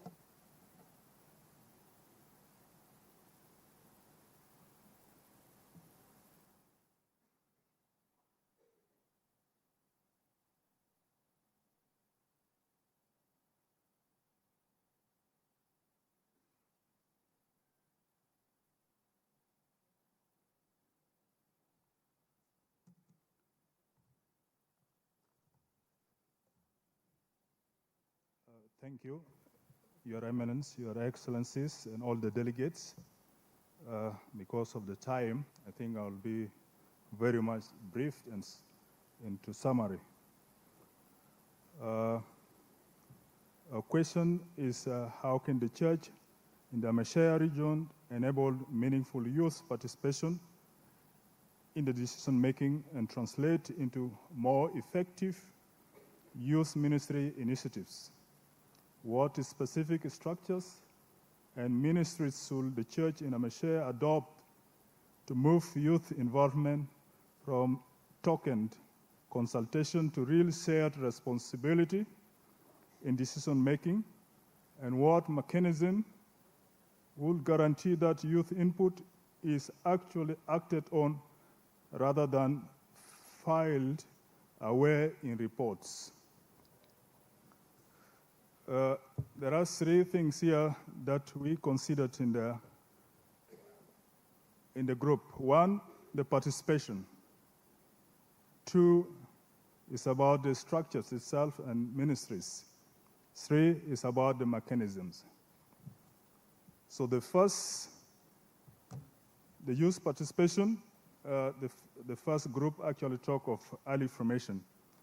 Yes, we actually look at a small Christian families community as the basis of decision making or participation of the youth in the decision of the Church, and therefore we felt always small Christians communities are made out of older people. They are neither youth participatory. Therefore, the group felt there should be a deliberate established youth small Christian communities, because they can discuss issues that matters them and that concern them. Basically, it's because of our traditions or our structures where when all people sit together with youth, they will never talk nor share their concerns. Therefore, for their participation in decision making, the group really felt that there should be intentionally established youth, a small Christian community to give their spaces.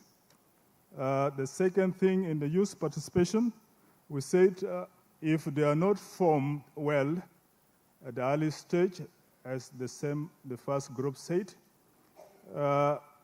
we'll miss them participating fully on taking their roles in the decision within the shared responsibility of the church. So formation of the youth at the early stage is key in most of the concern of the church, so that we felt the youth can decide, help in decision making and the issue of the church, because sometimes we take them for granted that they know exactly how the church operates. So formation is key in all aspects, theological and other skills within the church concern.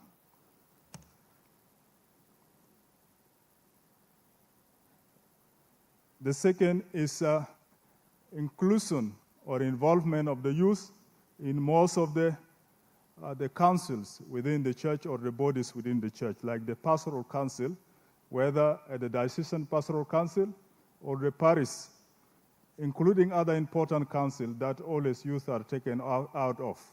Most of them clearly say it about that sometimes they are put in the committees, especially like finance committees, but if an elderly person is there, their voice is not heard. They sometimes act on the direction of that elderly person.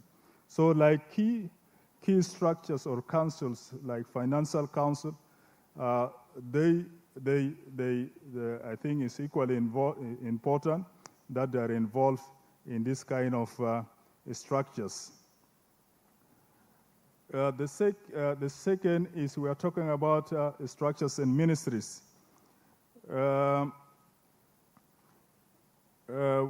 We said there has been already existing some structures within our dioceses or parishes about the youth structures. The group said this has to be strengthened or empowered so that they can take their role and play their greater role within the core responsibility or shared responsibility of the church as partners in building our church. The second is we talk about their percentages in some of these councils. They are always represented either by one person, especially like in the pastoral council, parish pastoral council, or sometime in the diocesan pastoral council, they come only as moderators or ushers or anything, only to support the activities which is taking place. The youth, the group really said there should be a deliberate percentage that will be given to the youth, like what had happened today, to be delegates, and also share their decision critically in the pastoral role of their dioceses and even their parish. In terms, then there is a very strong point here about their accompaniment. It's about the chaplains that our dioceses appoints. That these chaplains they should be trained chaplains, that they are able to understand and listen to the youth and able to work with the youth. That is what is key, because it's not just appointing a priest to lead the concern of the youth. They need somebody who understands the youth themselves, trained on the aspects of youth. The last is about mechanisms. The mechanisms that should be established is feedback mechanisms that will enable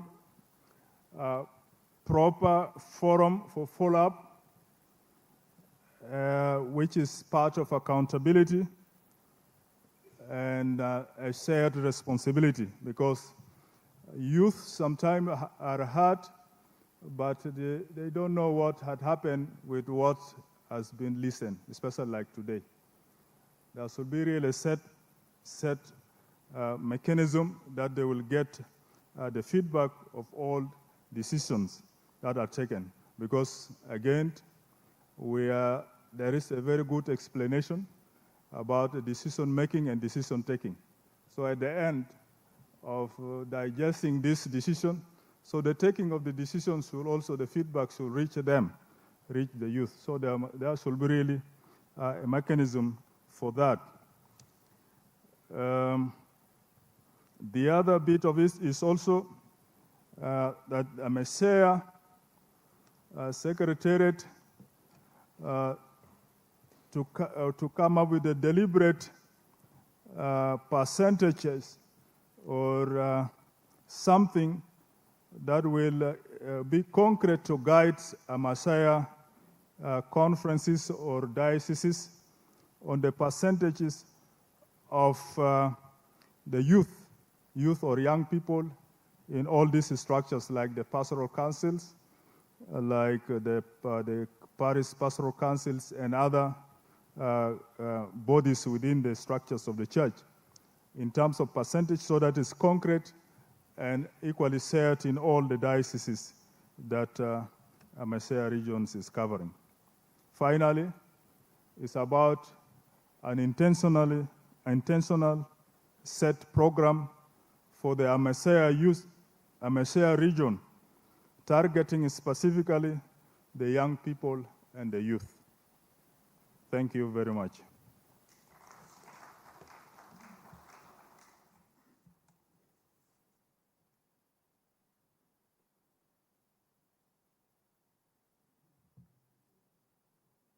We kindly request the presenters to submit their reports to our rapporteurs so that they may compile the same.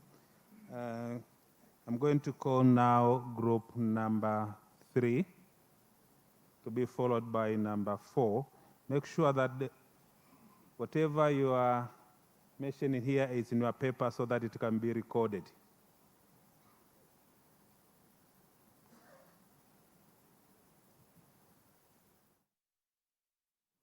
In the interest of time, may you allow me to ride on the protocol that has already been observed. So my presentation is from Group 3, and it looks about evaluating the effectiveness of youth ministry while considering the mass exodus of our youths and how it can be prevented. So the first point is that we need a proper diagnosis, clear reasons and views why the youths leave the church so that we can respond adequately. A general analysis of the sort can be done to look at the strengths, weaknesses, opportunities, and threats. The second point is that we need proper catechism for our youths, not the shallow one which they receive. As the youths are growing up and developing, they pass through different stages of life. And they need accompaniment, mentorship, and role models. As clergy, as parents, I think our aim should be that we need to aspire to inspire them before we expire. Our ideas and thoughts about our youths is different. Hence, we need to know them, become closer to them, Like the Holy Father Pope Francis said, the shepherd should smell like the sheep. We also need to create moments of silence, reflection, and discernment for them, bringing up role models, good examples of people like our saints, so that our youths can be inspired. We also need to encourage movements, apostolates, and organizations that help to promote family life. We normally lose these youths in tertiary institutions. Hence, the need to have a robust program, trained chaplains, budget lines, so that our youths can be ministered to effectively. Thank you.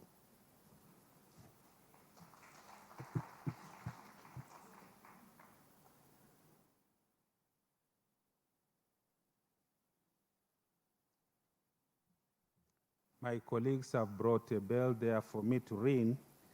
I was nearly going to ring for the presenter because he is of my size. But when there is my boss here, I cannot ring. Just to mention that there are groups that got the same questions. So if I call a group which thinks that the question has already been presented, kindly be very brief and mention the issues that were not mentioned in the first group. So group number 4, please. And I have a bell here.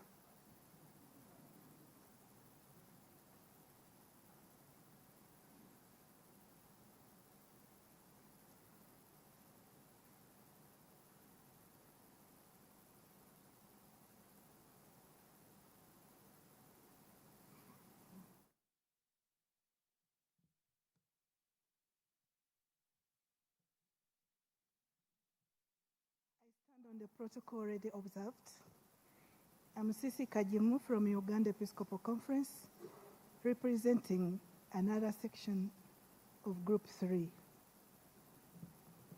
which has a theme, evaluating the effectiveness of the youth ministry. These are what we noted, what is actually working, and the routine. Liturgical, music and dance. Most of the youth are in the youth choirs. Games and sports competitions. These pull a number of youth to be active. Biblical and catechetical competitions. Youth work programs and youth camps with a theme to reflect on. Missionary charitable work, e.g. for university students and other categories. Talent shows, creative dances, fashion shows, poems, concerts, etc. What are the root causes and why these challenges exist? Lack of enough catechesis, lack of constant accompaniment, especially after baptism, First Holy Communion, and confirmation, and others. Lack of well-trained, skilled, and passionate chaplains. And also lack of empowerment programs in leadership, politics, and economical activities. Youth are not involved in pastoral planning, so that leaves them out and they are brought in for implementation. Migration. In some countries, the youth are leaving their countries due to so many conflicts that are happening in their countries. Therefore, they cannot participate in church activities. Recommendations.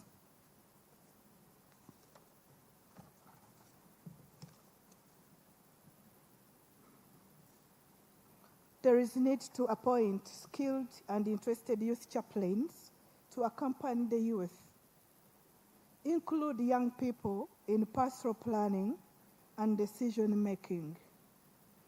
Establish diocesan youth advisory councils, which can help to also conduct regular youth listening sessions to accompany the youth with constant presence. Strengthen our families, which is a foundation for us all. Invest in digital evangelization. Put up programs for empowerment of the youth. Publish a YouCat book which addresses challenges of the youth. Those who have attended World Youth Days, you have already, and you are familiar with this kind of book we're talking about. We propose also, I recommend, organize for Amecea Youth Day celebrations at regional level, especially if in our conferences we have national youth days. Strengthen youth leadership with their representation at all levels of the church. Create youth-centered missionary communities.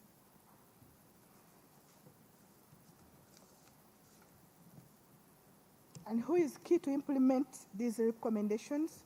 We recommend that they be implemented depending on the levels where such challenges are happening. Thank you so much. I submit on behalf of my group.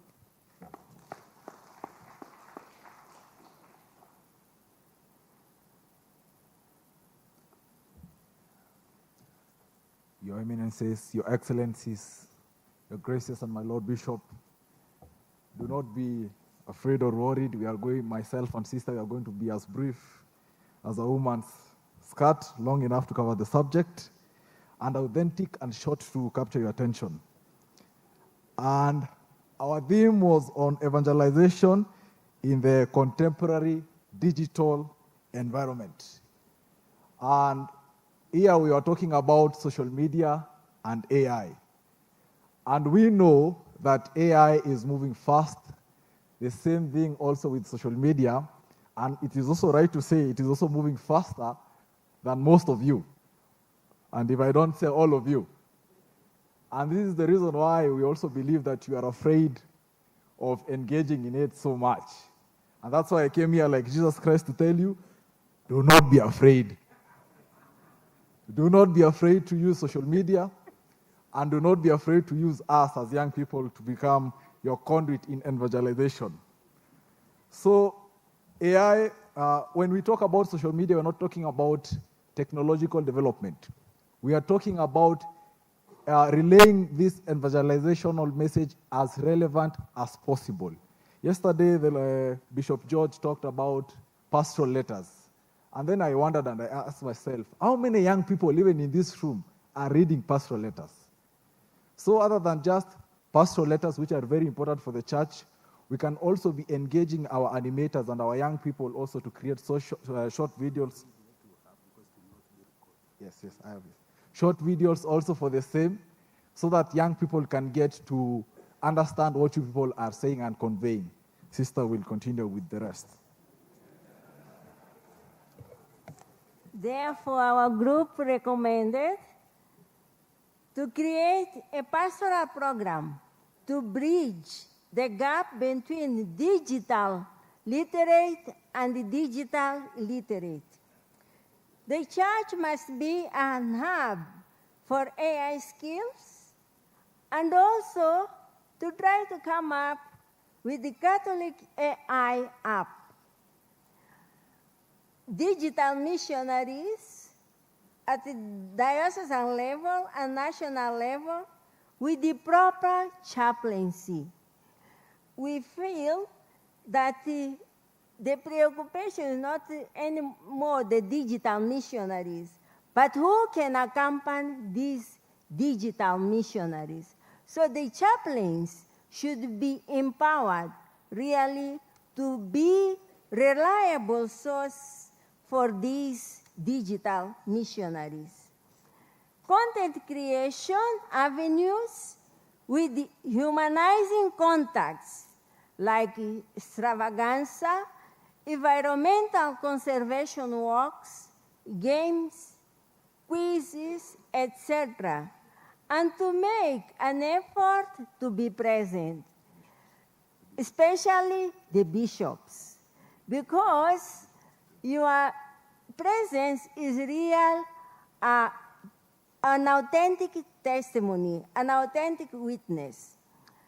Another thing we felt as a group is really to put the Word of God at the center, without diluting the message, but engaging the young people in concrete actions. We feel also that the young people should be accompanied by creating digital small Christian communities. And it's necessary also the formation of digital missionaries in the seminaries and in the convents, because they are these agents of evangelization today.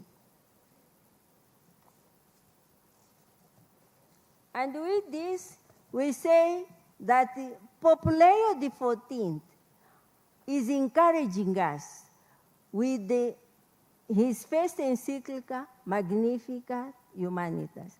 Thank you very much. Also to the group 4, one of our members left the glasses, please. If you don't have your glasses, you can see me. One of our members, please.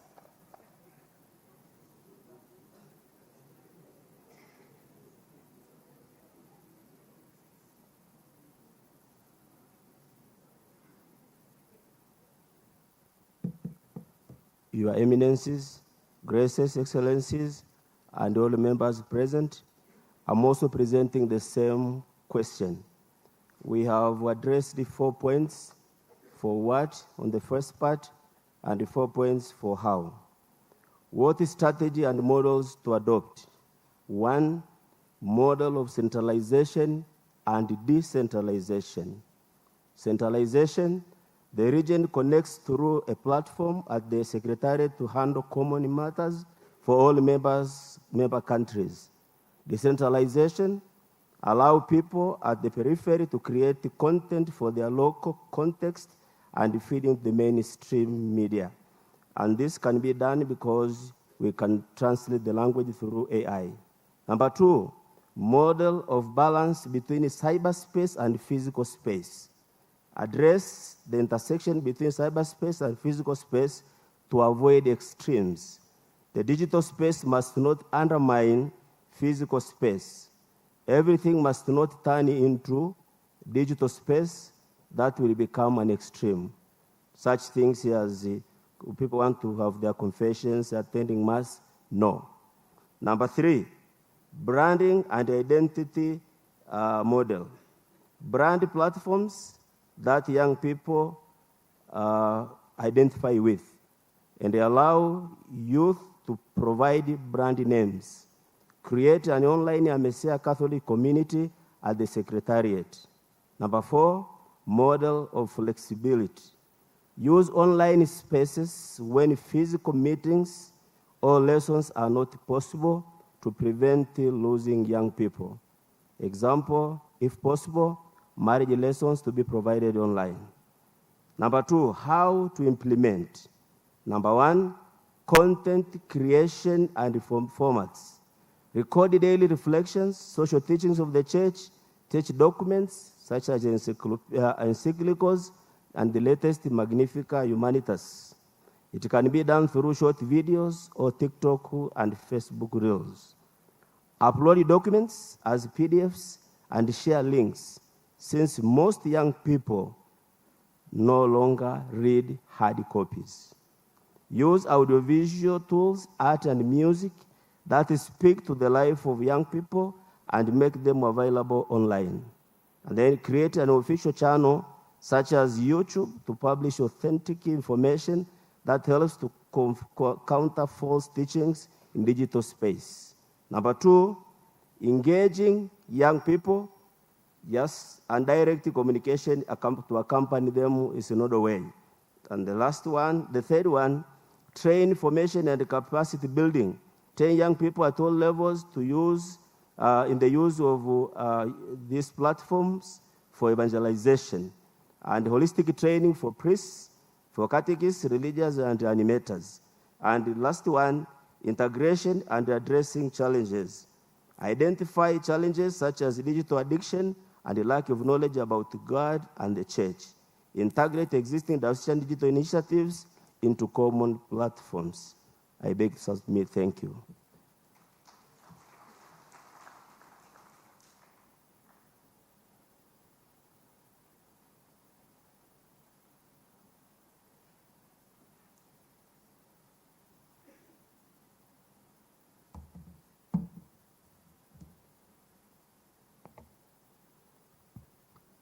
Allow me to ride on the protocols already established.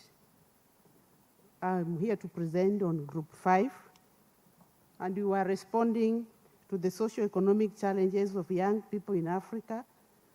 And our question was, how can church, together with state actors, promote hope, dignity, and sustainable opportunities? One, we highlighted that through formation and mindset transformation, that's by promoting a change of mindset from job seeking and job creation. That's by fostering entrepreneurial thinking from an early age of these young people.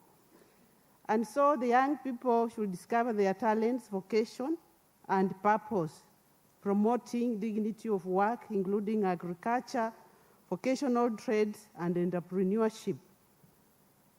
Number two, we talked about skills development and education, where it was highlighted that we strengthened the technical and vocational educational training institutions within our vocational schools, thus by aligning our education with labor market needs. Another one was through balance academic education with practical and technical skills, introducing within our vocational centers career guidance from primary and secondary schools, encouraging innovation and creativity among the young people. Third, we talked about the mentorship and accompaniment, where we looked at established structured mentorship programs in parishes and dioceses, which will help to connect youth with successful professionals, entrepreneurs, religious sisters, and business leaders, thus providing continuous accompaniment after their skill acquisition, and also to offer the psychosocial support alongside this training, this technical training. We also looked at the youth economic empowerment, where we say that the young people should be supported by the creation of innovation hubs, and also look into the provision of seed capital for viable business ideas that the youth will come up with, helping them to organize their business plans and bringing in the competition aspect, and then help them to link through the employment opportunities within the church institutions.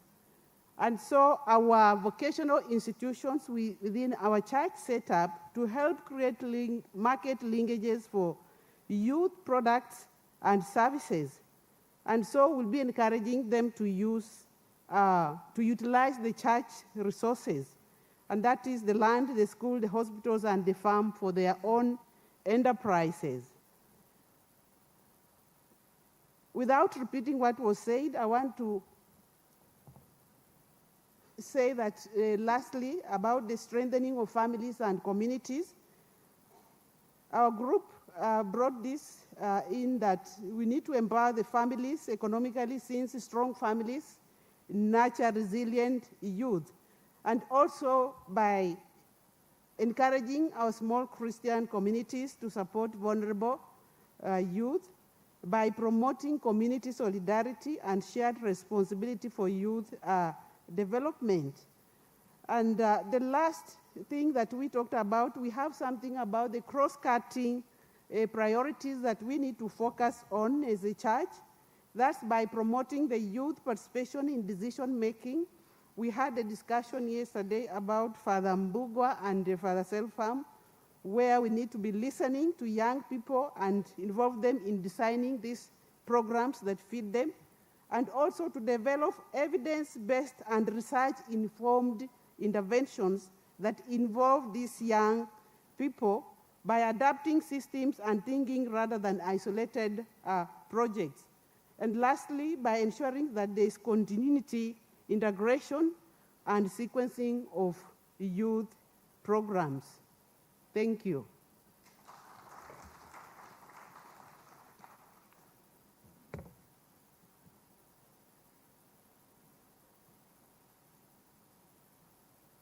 Is group number 6 somewhere? To be followed by number 7.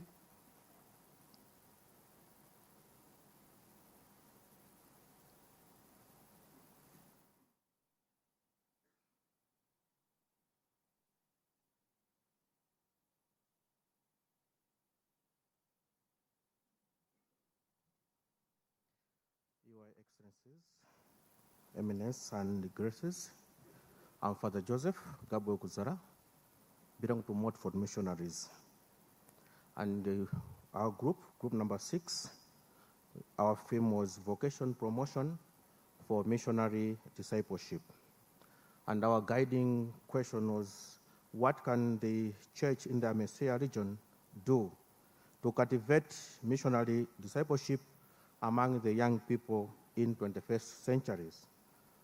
And we understand this theme to say that we need to cultivate vocation promotion to priesthood, religious life, as well as lay missionary. We agreed as a group that our current issue now in our Amecea region is that we have the vocation flourishment. And this we also agree that it is a mystery because it is God's gift. It is God who it's a God who's a prime giver of these vocations. All in all, what attracts the youth also to join the priesthood, religious life, as well as lay missionary, is our simple life, as well as compassionate missionary, compassion ministers. What discouraged the youth? We agreed as a group that the most leading issue is about discrimination. Some are discriminated because of their ethnic group, or maybe because where they are coming from, their background. Those maybe who are refugees, maybe they can be denied to join vocation life. Another issue or another factor that discourages the youth to join vocations is a lack of listening, that the youth are not being listened to. Another issue that affects the youth or that discourages the youth is poverty. Because of the poverty issues, many of them, they tend to seek maybe jobs in order to support their families instead of joining religious life or priestly life or lay missionary. Another thing which affects the youth is about the education itself. Most of the qualifications which we have put, they are very high, and because of the educational problems, some of them they cannot reach in those qualifications.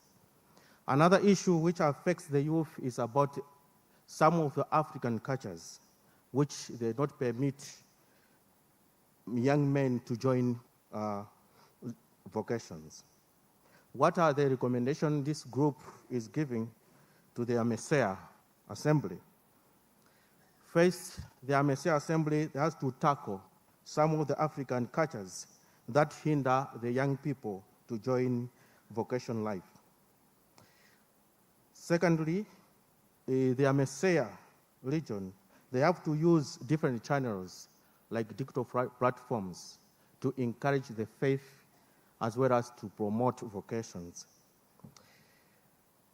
The Amecea has also to emphasize the issue of chaplaincy, especially in educational institutions. It has to pay attention and learn from other regions. We have heard the presentation that most of the European countries, there are no youths. and they are going in crisis. We have to learn from them. To promote vocations, clubs, and groups, and to strengthen structures and offices that deal with the youth.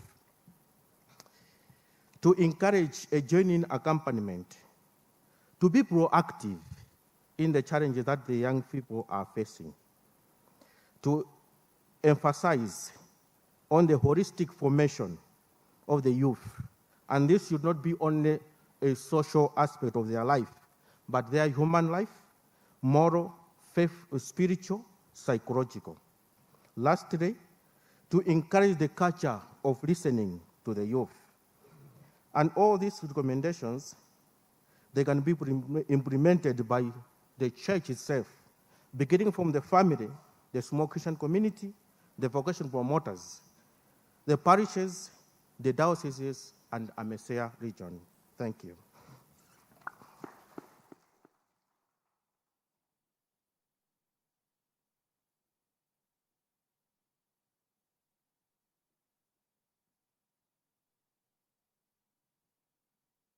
Your Eminences, Your Excellencies, Your Graces, all delegates present, good evening. I am presenting on behalf of Group 7, and our question was promoting a culture of safeguarding and care of mental health. And then our leading question was, how can the church cultivate a culture of trust necessary for working together with the youth? Now, this is how we looked at it as a group. We start by identifying our theme, which was safeguarding, and the other one was care for mental health. Then we say that safeguarding is the affirmative action that is taken to protect the youth and the vulnerable. Then we mentioned about mental health, which we said is the emotional, psychological, social, and spiritual well-being. Now we looked at issues and types of abuse that youth go through, and we as a group saw that there's human trafficking and drug trafficking that affect our youth who are vulnerable. We looked at spiritual abuse, which we say that youth are taken advantage by people in power, and sometimes also the misuse of authority which is done unto them, and also their dignity as youth is not put into place. Then we looked at poverty which by endangers the youth, and they indulge in vices which pull them away from sacramental life, and these vices include promiscuity and others. Then the consequences that come with the youth, in these issues, we say that there's loss of trust that happens, and then their mental health and their psychological issues happen. Then we went ahead and looked at root causes and why these challenges exist. The first one that we looked at was poverty, which ensure that the youth leads the youth to hopelessness. It also makes them indulge in crime. Again, it also makes them abuse substances again, and then this also leads to mental health challenges that eventually crops in. We also looked at lack of formation, which leads the youth to disconnect from God and the church, which then again makes them have lose morals, and also they lose direction and hope. We also looked at lack of education, which is a lack of quality education, and also mentorship, and also lack of practical skills, which leaves the youth ill-equipped. We also looked at lack of clarity of issues, whereby the youth are unable to actually articulate issues properly when not guided well. We also checked on technology, whereby we say there is inappropriate use of technology, which leads the youth not to be well mentored. We also looked at family stressors, and we saw in their presentation in the morning, they were looking about the absentee parents who are very busy, which also lead to their mental health issues. We also went ahead and looked at the recommendations, and the recommendation that we looked at as a team was that we recommended that our dioceses to have fully functional well-trained personnel at the parishes who will work with the youth and mentor them in their journey. We also looked at safeguarding policies, whereby it's one thing to have policies, but it's another thing to implement the policies. So we looked at the issue that we have functional safeguarding policies whereby implementation can happen. We also checked on sensitization to be done to the youth so that they are able to identify and are aware of potential issues that might harm them, especially when it comes to abuses. Then we looked at our different conferences to put a mechanism to train the youth by involving them and also involving other stakeholders in the training of the youth. We looked at capacity building, whereby we say that the youth to be empowered, trained, so that they are able to articulate issues. We also looked at the key implement that for those recommendations, we say that the persons who are responsible for safeguarding the policies, we say that the different conferences in our Amecea region to lead and implement on the youth safeguarding policies and then cascade them down to our churches. This will enable us to grow. And we also looked at integrating mental health in our pastoral ministries by providing counseling, spiritual direction, and referral to qualified medical health practitioners that will help identify and address issues to do with stigma for our youth that have mental issues. We also looked at strengthening family support, whereby we equip our parents in our different parishes to support the youth emotionally. We also looked at the promoting of youth peer groups in our parishes and our youth ministries, whereby the youth will be able to discuss their issues as peers and understand each other better. Thank you very much.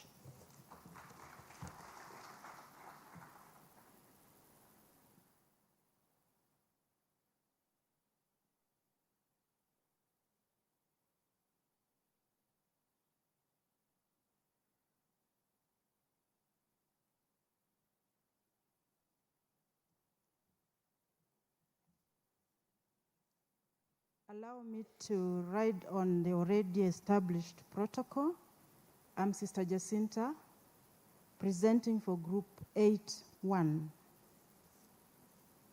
Our theme was Inspiring Hope, Good Governance, and Stewardship.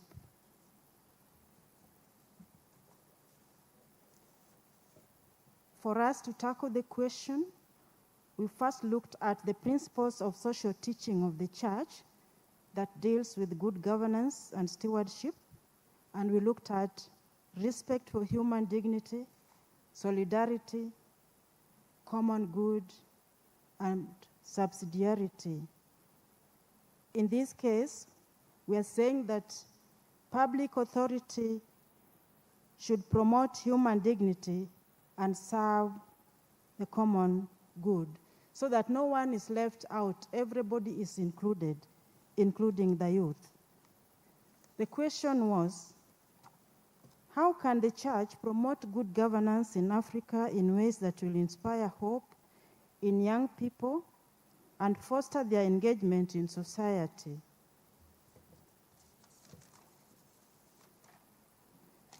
And so the group came up with that we need to look for formation programs for the youth, the family, and animators, so that everybody in the society is given the right skills, values, and even competencies so that they are able to get involved in the governance.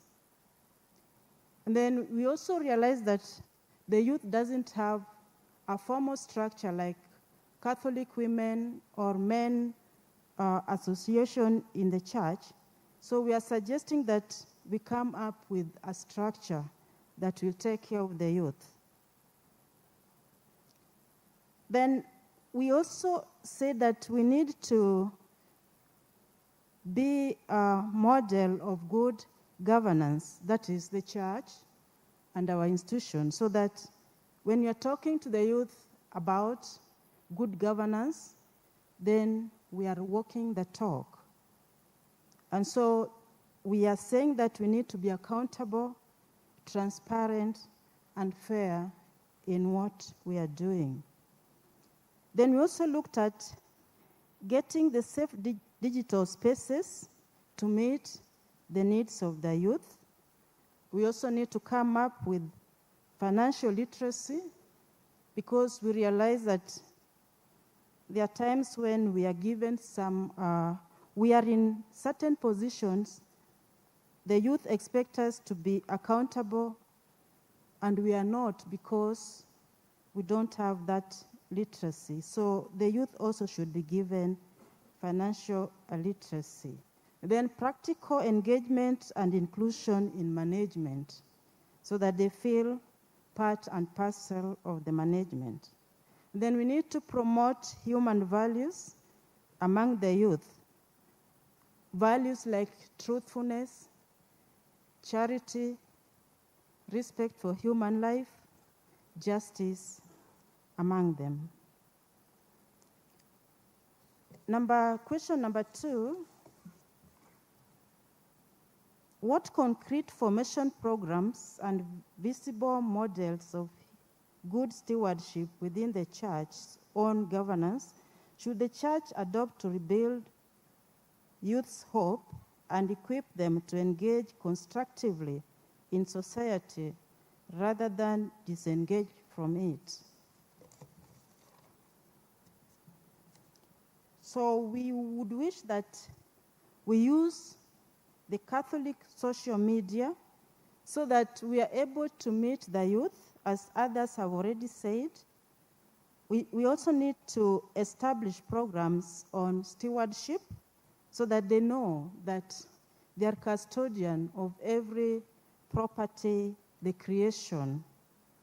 And we also need to engage the families through dedicated church programs such that the parents get to know what is expected of them as parents, so that they're able to inculcate those values at home, so that when the kids go to school, the same values are encouraged in school and even in the church and out there. Then there's a need for mentorship and training for the youth, so that they have the competencies, skills, and values, so that they are not intellectual giants, but moral dwarfs. We want them to be holistic.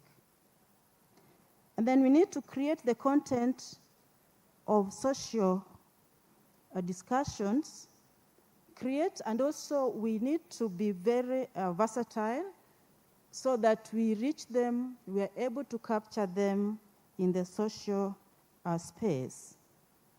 Then we also need to meet the youth where they are through sports and other social programs. If you look at the intention of the Pope during July is telling us that sport should be an occasion where human respect is enhanced. So we really need to use social programs and sports to help the youth. Then, church to actively be the voice of the people without fear or favor. And lastly, there should be civics education amongst the youth throughout their lives. Thank you.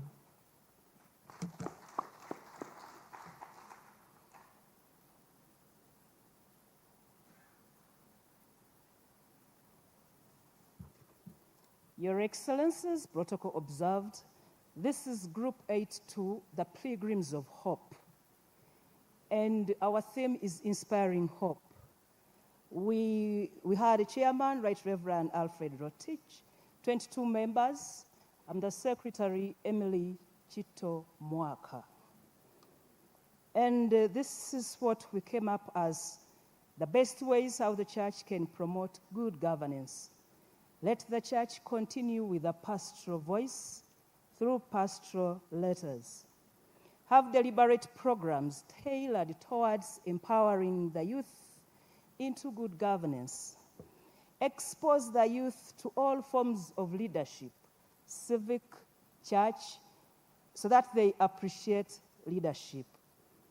Carry out sensitization against bad leadership practices like corruption, nepotism, and the like. Create opportunity for the youth so that they are heard from the small Christian community to the diocese. Let us be the role models that they would wish to emulate. Let us promote accountability, transparency, inclusivity, collaboration, and we walk the talk. Let us trust them to manage funds, champion programs, and let us hold them accountable and own their decisions. Your Excellencies and all delegates, let us be witnesses of hope by avoiding scandals. The group also agreed that we sensitize the community against clericalism and intimidation. The clergy and all of us, mothers and fathers, should appreciate the mission of the laity in the church. Let us empower them to appreciate that they are the church now, so that they develop a sense of belonging. Through our church institutions like schools, let us inculcate a sense of responsibility and exemplary leadership. And lastly, on question 1, cultural practices that impede the youth from getting sacraments. We need to journey with the family ministry and engage parents so that we can help our youth get the sacrament of matrimony. The question also desired that we present concrete formation programs, and we came up with 4. Number 1, there is need for a youth resource center at our dioceses, where we can have a beehive of activities and programs for all categories of youth in the diocese, where there is marriage and counseling, where there is gender talks, where there are talks on sexuality, and the like. Number 2, the need to start a school of leadership and diplomacy. We look at the social teachings of the church and roll it down to the youth programs. All our parents, we have youth in all categories. Some are parents, some are youth chaplains, others are priests, others are professionals. So we need this school to let the Catholic Church be the springboard of society. And 3, interactive model to ensure collaboration at all levels, involve the youth in the process of making pastoral programs, year planners, and the like. And the very last one, Your Excellencies and all delegates, we need the Amecea formation manual, where the youth will know more about the Catholic Church, who a priest is, who a bishop is, so that they are able to relate them as priests and the bishops. And lastly, this was not in the group, humble appeal from a mother of boys, let us consider the boy child. He is under threat. I submit.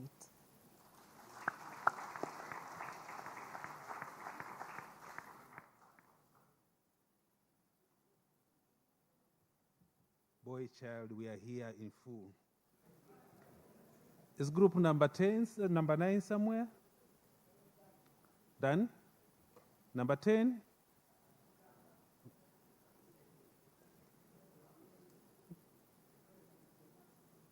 Number 8 is done. Okay. Your Excellencies, which number now, Father John? Number 11.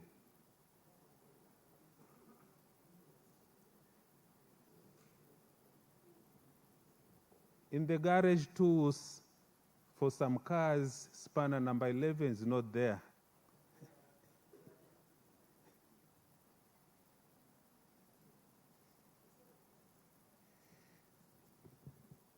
Your Eminences, Your Excellencies, and all the protocol observed but in progress.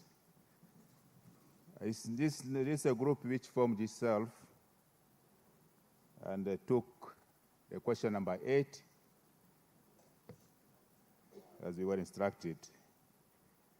So it was about inspiring hope, good governance, and stewardship. How the church can be of help to the youth. We accepted that the church has a moral responsibility to help the youth and inspire them to engage in leadership and bridge the gaps between them and the leadership at present. We talked about why is there a lack of hope at this present time. We looked at the current situation, and these are some of the realities that we get, which brings lack of hope to the youth. The youth feel disappointed today with the governments in relation to the leadership because there is lack of openness and guidance, be it in the church and the society, for them. They feel loss of hope due to the broken promises that most of them experience in their lives. It could be in job, it could be during elections, but promises are broken to them. The youth also lose hope due to lack of job opportunities, and most of the information in the digital world today, as they come to them fast, they get more knowledge which they are not seeing on the ground in terms of good governance. They lose hope because of that. They don't also see qualities of accountability and stewardship in the society. There is exploitation of them in the politics, as I said before. They don't feel part of the decision making. They are always at the end of the work to be done as implementers. They also see that prophetic voice, even if the church is going low, sometimes things are happening, there is no prophetic voice that keeps them hope to go ahead. Some things which are wrong are taken normally. The youth are not feeling hopeful due to lack of accountability and the use of resources in the country and in the environment. So these are some of the things that they make them lose hope, especially every time they see the same people who give them trouble in the country being promoted to the post in the next term. These were the recommendations that we gave. There is need to have training on governance and stewardship as a kind of mentorship to the youth and all the young people. This can be done, spearheaded by the bishops, either their diocese or in the conferences, and then the parishes. Then information of the various actors in good governance, even people who are already working in the church, should be trained to become a good example for the youth.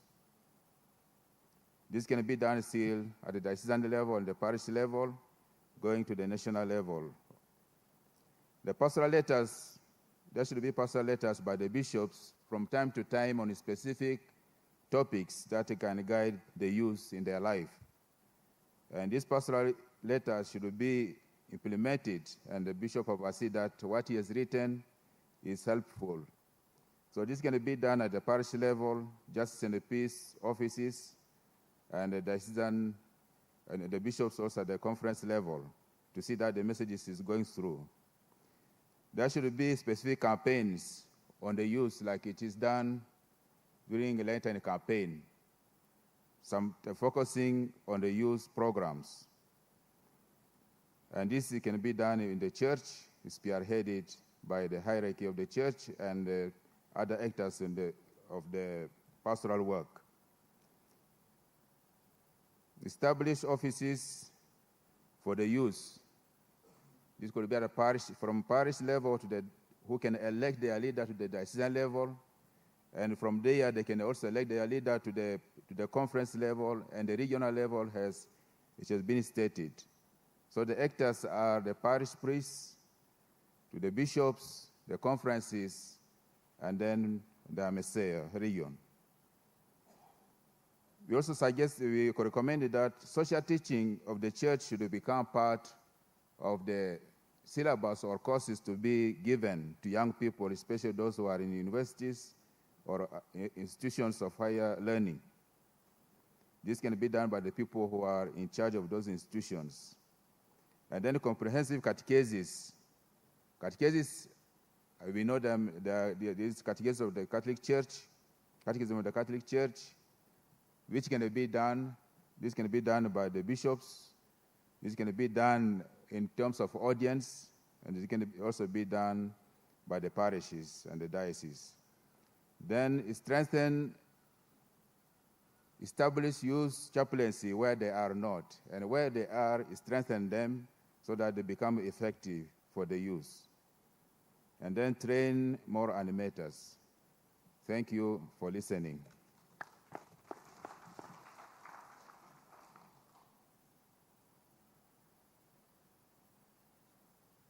We have come to the end of the presentations from our groups. We now invite the two bishops who have been taking some of the keynotes if they have something to add.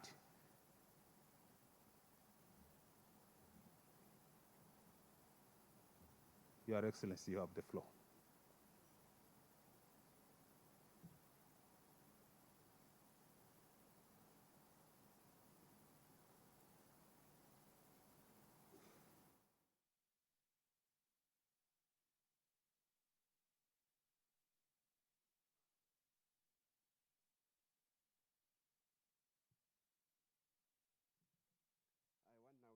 A short recap on the key points that I saw that are important. The first thing is about accompaniment. That religious men and women, priests, and we bishops, we are called to be very close to our young people, and this closeness will encourage them. Secondly, is about catechesis. That we need to deepen the faith of our young people with catechesis, and also the possibility of using digital evangelization, digital catechesis. And also the social teachings of the church also. We also need to give that information to our young people. The third thing is about chaplaincies. To have proper chaplaincies and to strengthen chaplaincies in our schools, primary schools, secondary schools, colleges, and universities. The fourth point is the possibility of having the small Christian communities for the young people, because the other model seems not to be working, where young people come together with the older people. The other issue that was talked about is mentorship, but it was not really clarified how or by who. But our young people really need to have mentors. And in relation to that mentorship issue, there is the issue of good governance. And there is a point that came up, I thought that point was also very good, is about the possibility of having a school of governance and leadership that will help to mentor our young people. And also will help to have role models that will be able to journey with our young people. The other issue is the mission dimension of our young people, that we have to be close to them and train them to be missionaries so that they will be able to go out and spread the good news, to be missionaries. And the third one, the last one, let us safeguard our youths and let us give them hope. Thank you.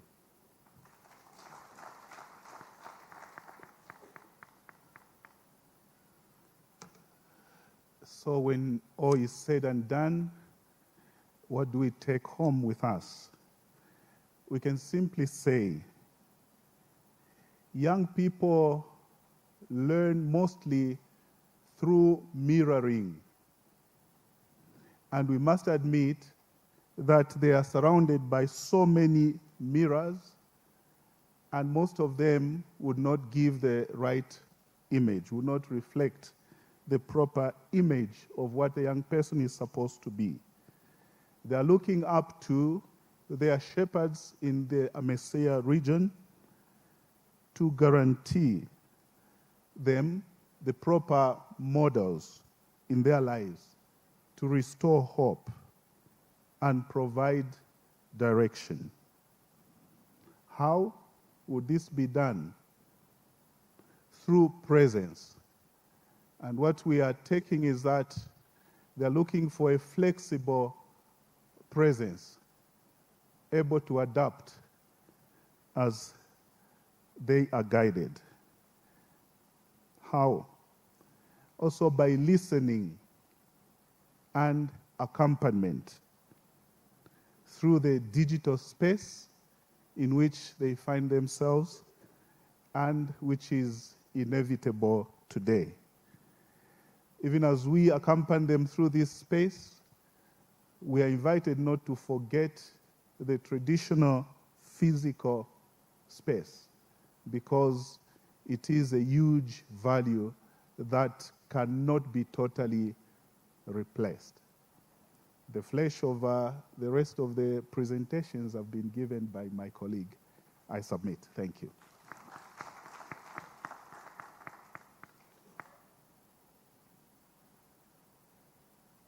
Another round of applause for all the presenters. And a big one for our two bishops.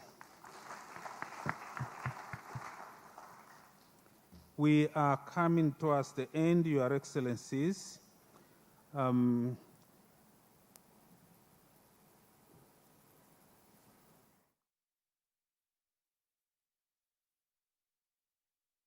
we exit towards our buses, for the Excellencies, the bishops here present, the Secretariat team will hand over to you one important document which was not put in the package you got because it was wrongly photocopied. The Executive Board directed us to make sure that it is nicely done and handed over to the bishops on Tuesday to be able to read. It's about statutes of Amecea. Kindly, you will get a copy and you'll have time to go through it before it is presented to the business session. Number two, Malawi group. All of the delegates are requested to stay for 1 or 2 minutes. I think they need a group photo. Number three, as we are going towards the end of the study session, we humbly request the representatives here present of the laity, the vice chancellors, the youth I know already, they are networking. The women association, they are networking. We still need a kind of networking for the leaders of main association and the other groups that were invited. The purpose of coming together is also to network as a region. Number four and the last, tomorrow the Secretariat team together with the university team, the ushers, will pass the visitors book for the bishops to sign and also the other delegates. There are 2 books for this plenary, one for the Catholic University as the hosting, and then the other one for the plenary for archiving purposes. So kindly, when it is passed to you, you sign that book. We are still maintaining the time for departure as 7:45 from Donum Day and 8 from Radix, so that we will have enough time to have our prayers. And we can also recover some of the items we are not able to do today particularly the messages of solidarity. We are going to have a short prayer, and I've been directed that we use the Amecea plenary prayer, which is in page 4 of our program book, page 4.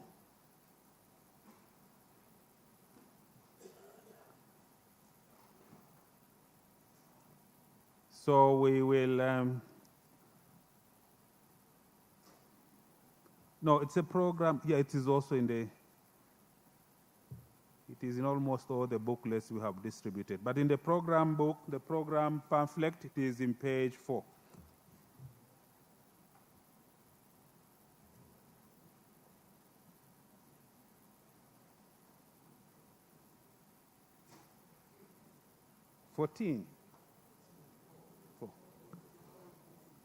It is in page 4. Yes.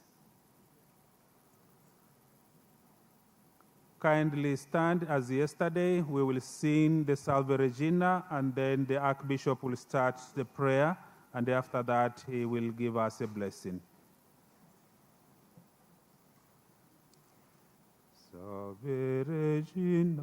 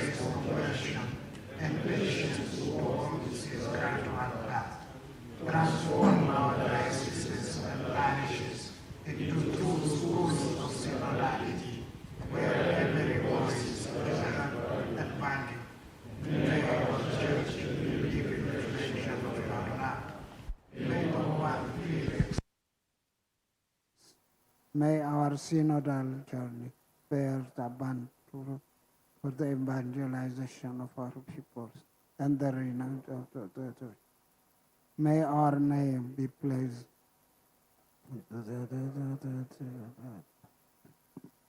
The Lord be with you.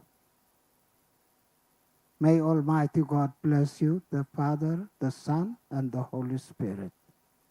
Go in peace.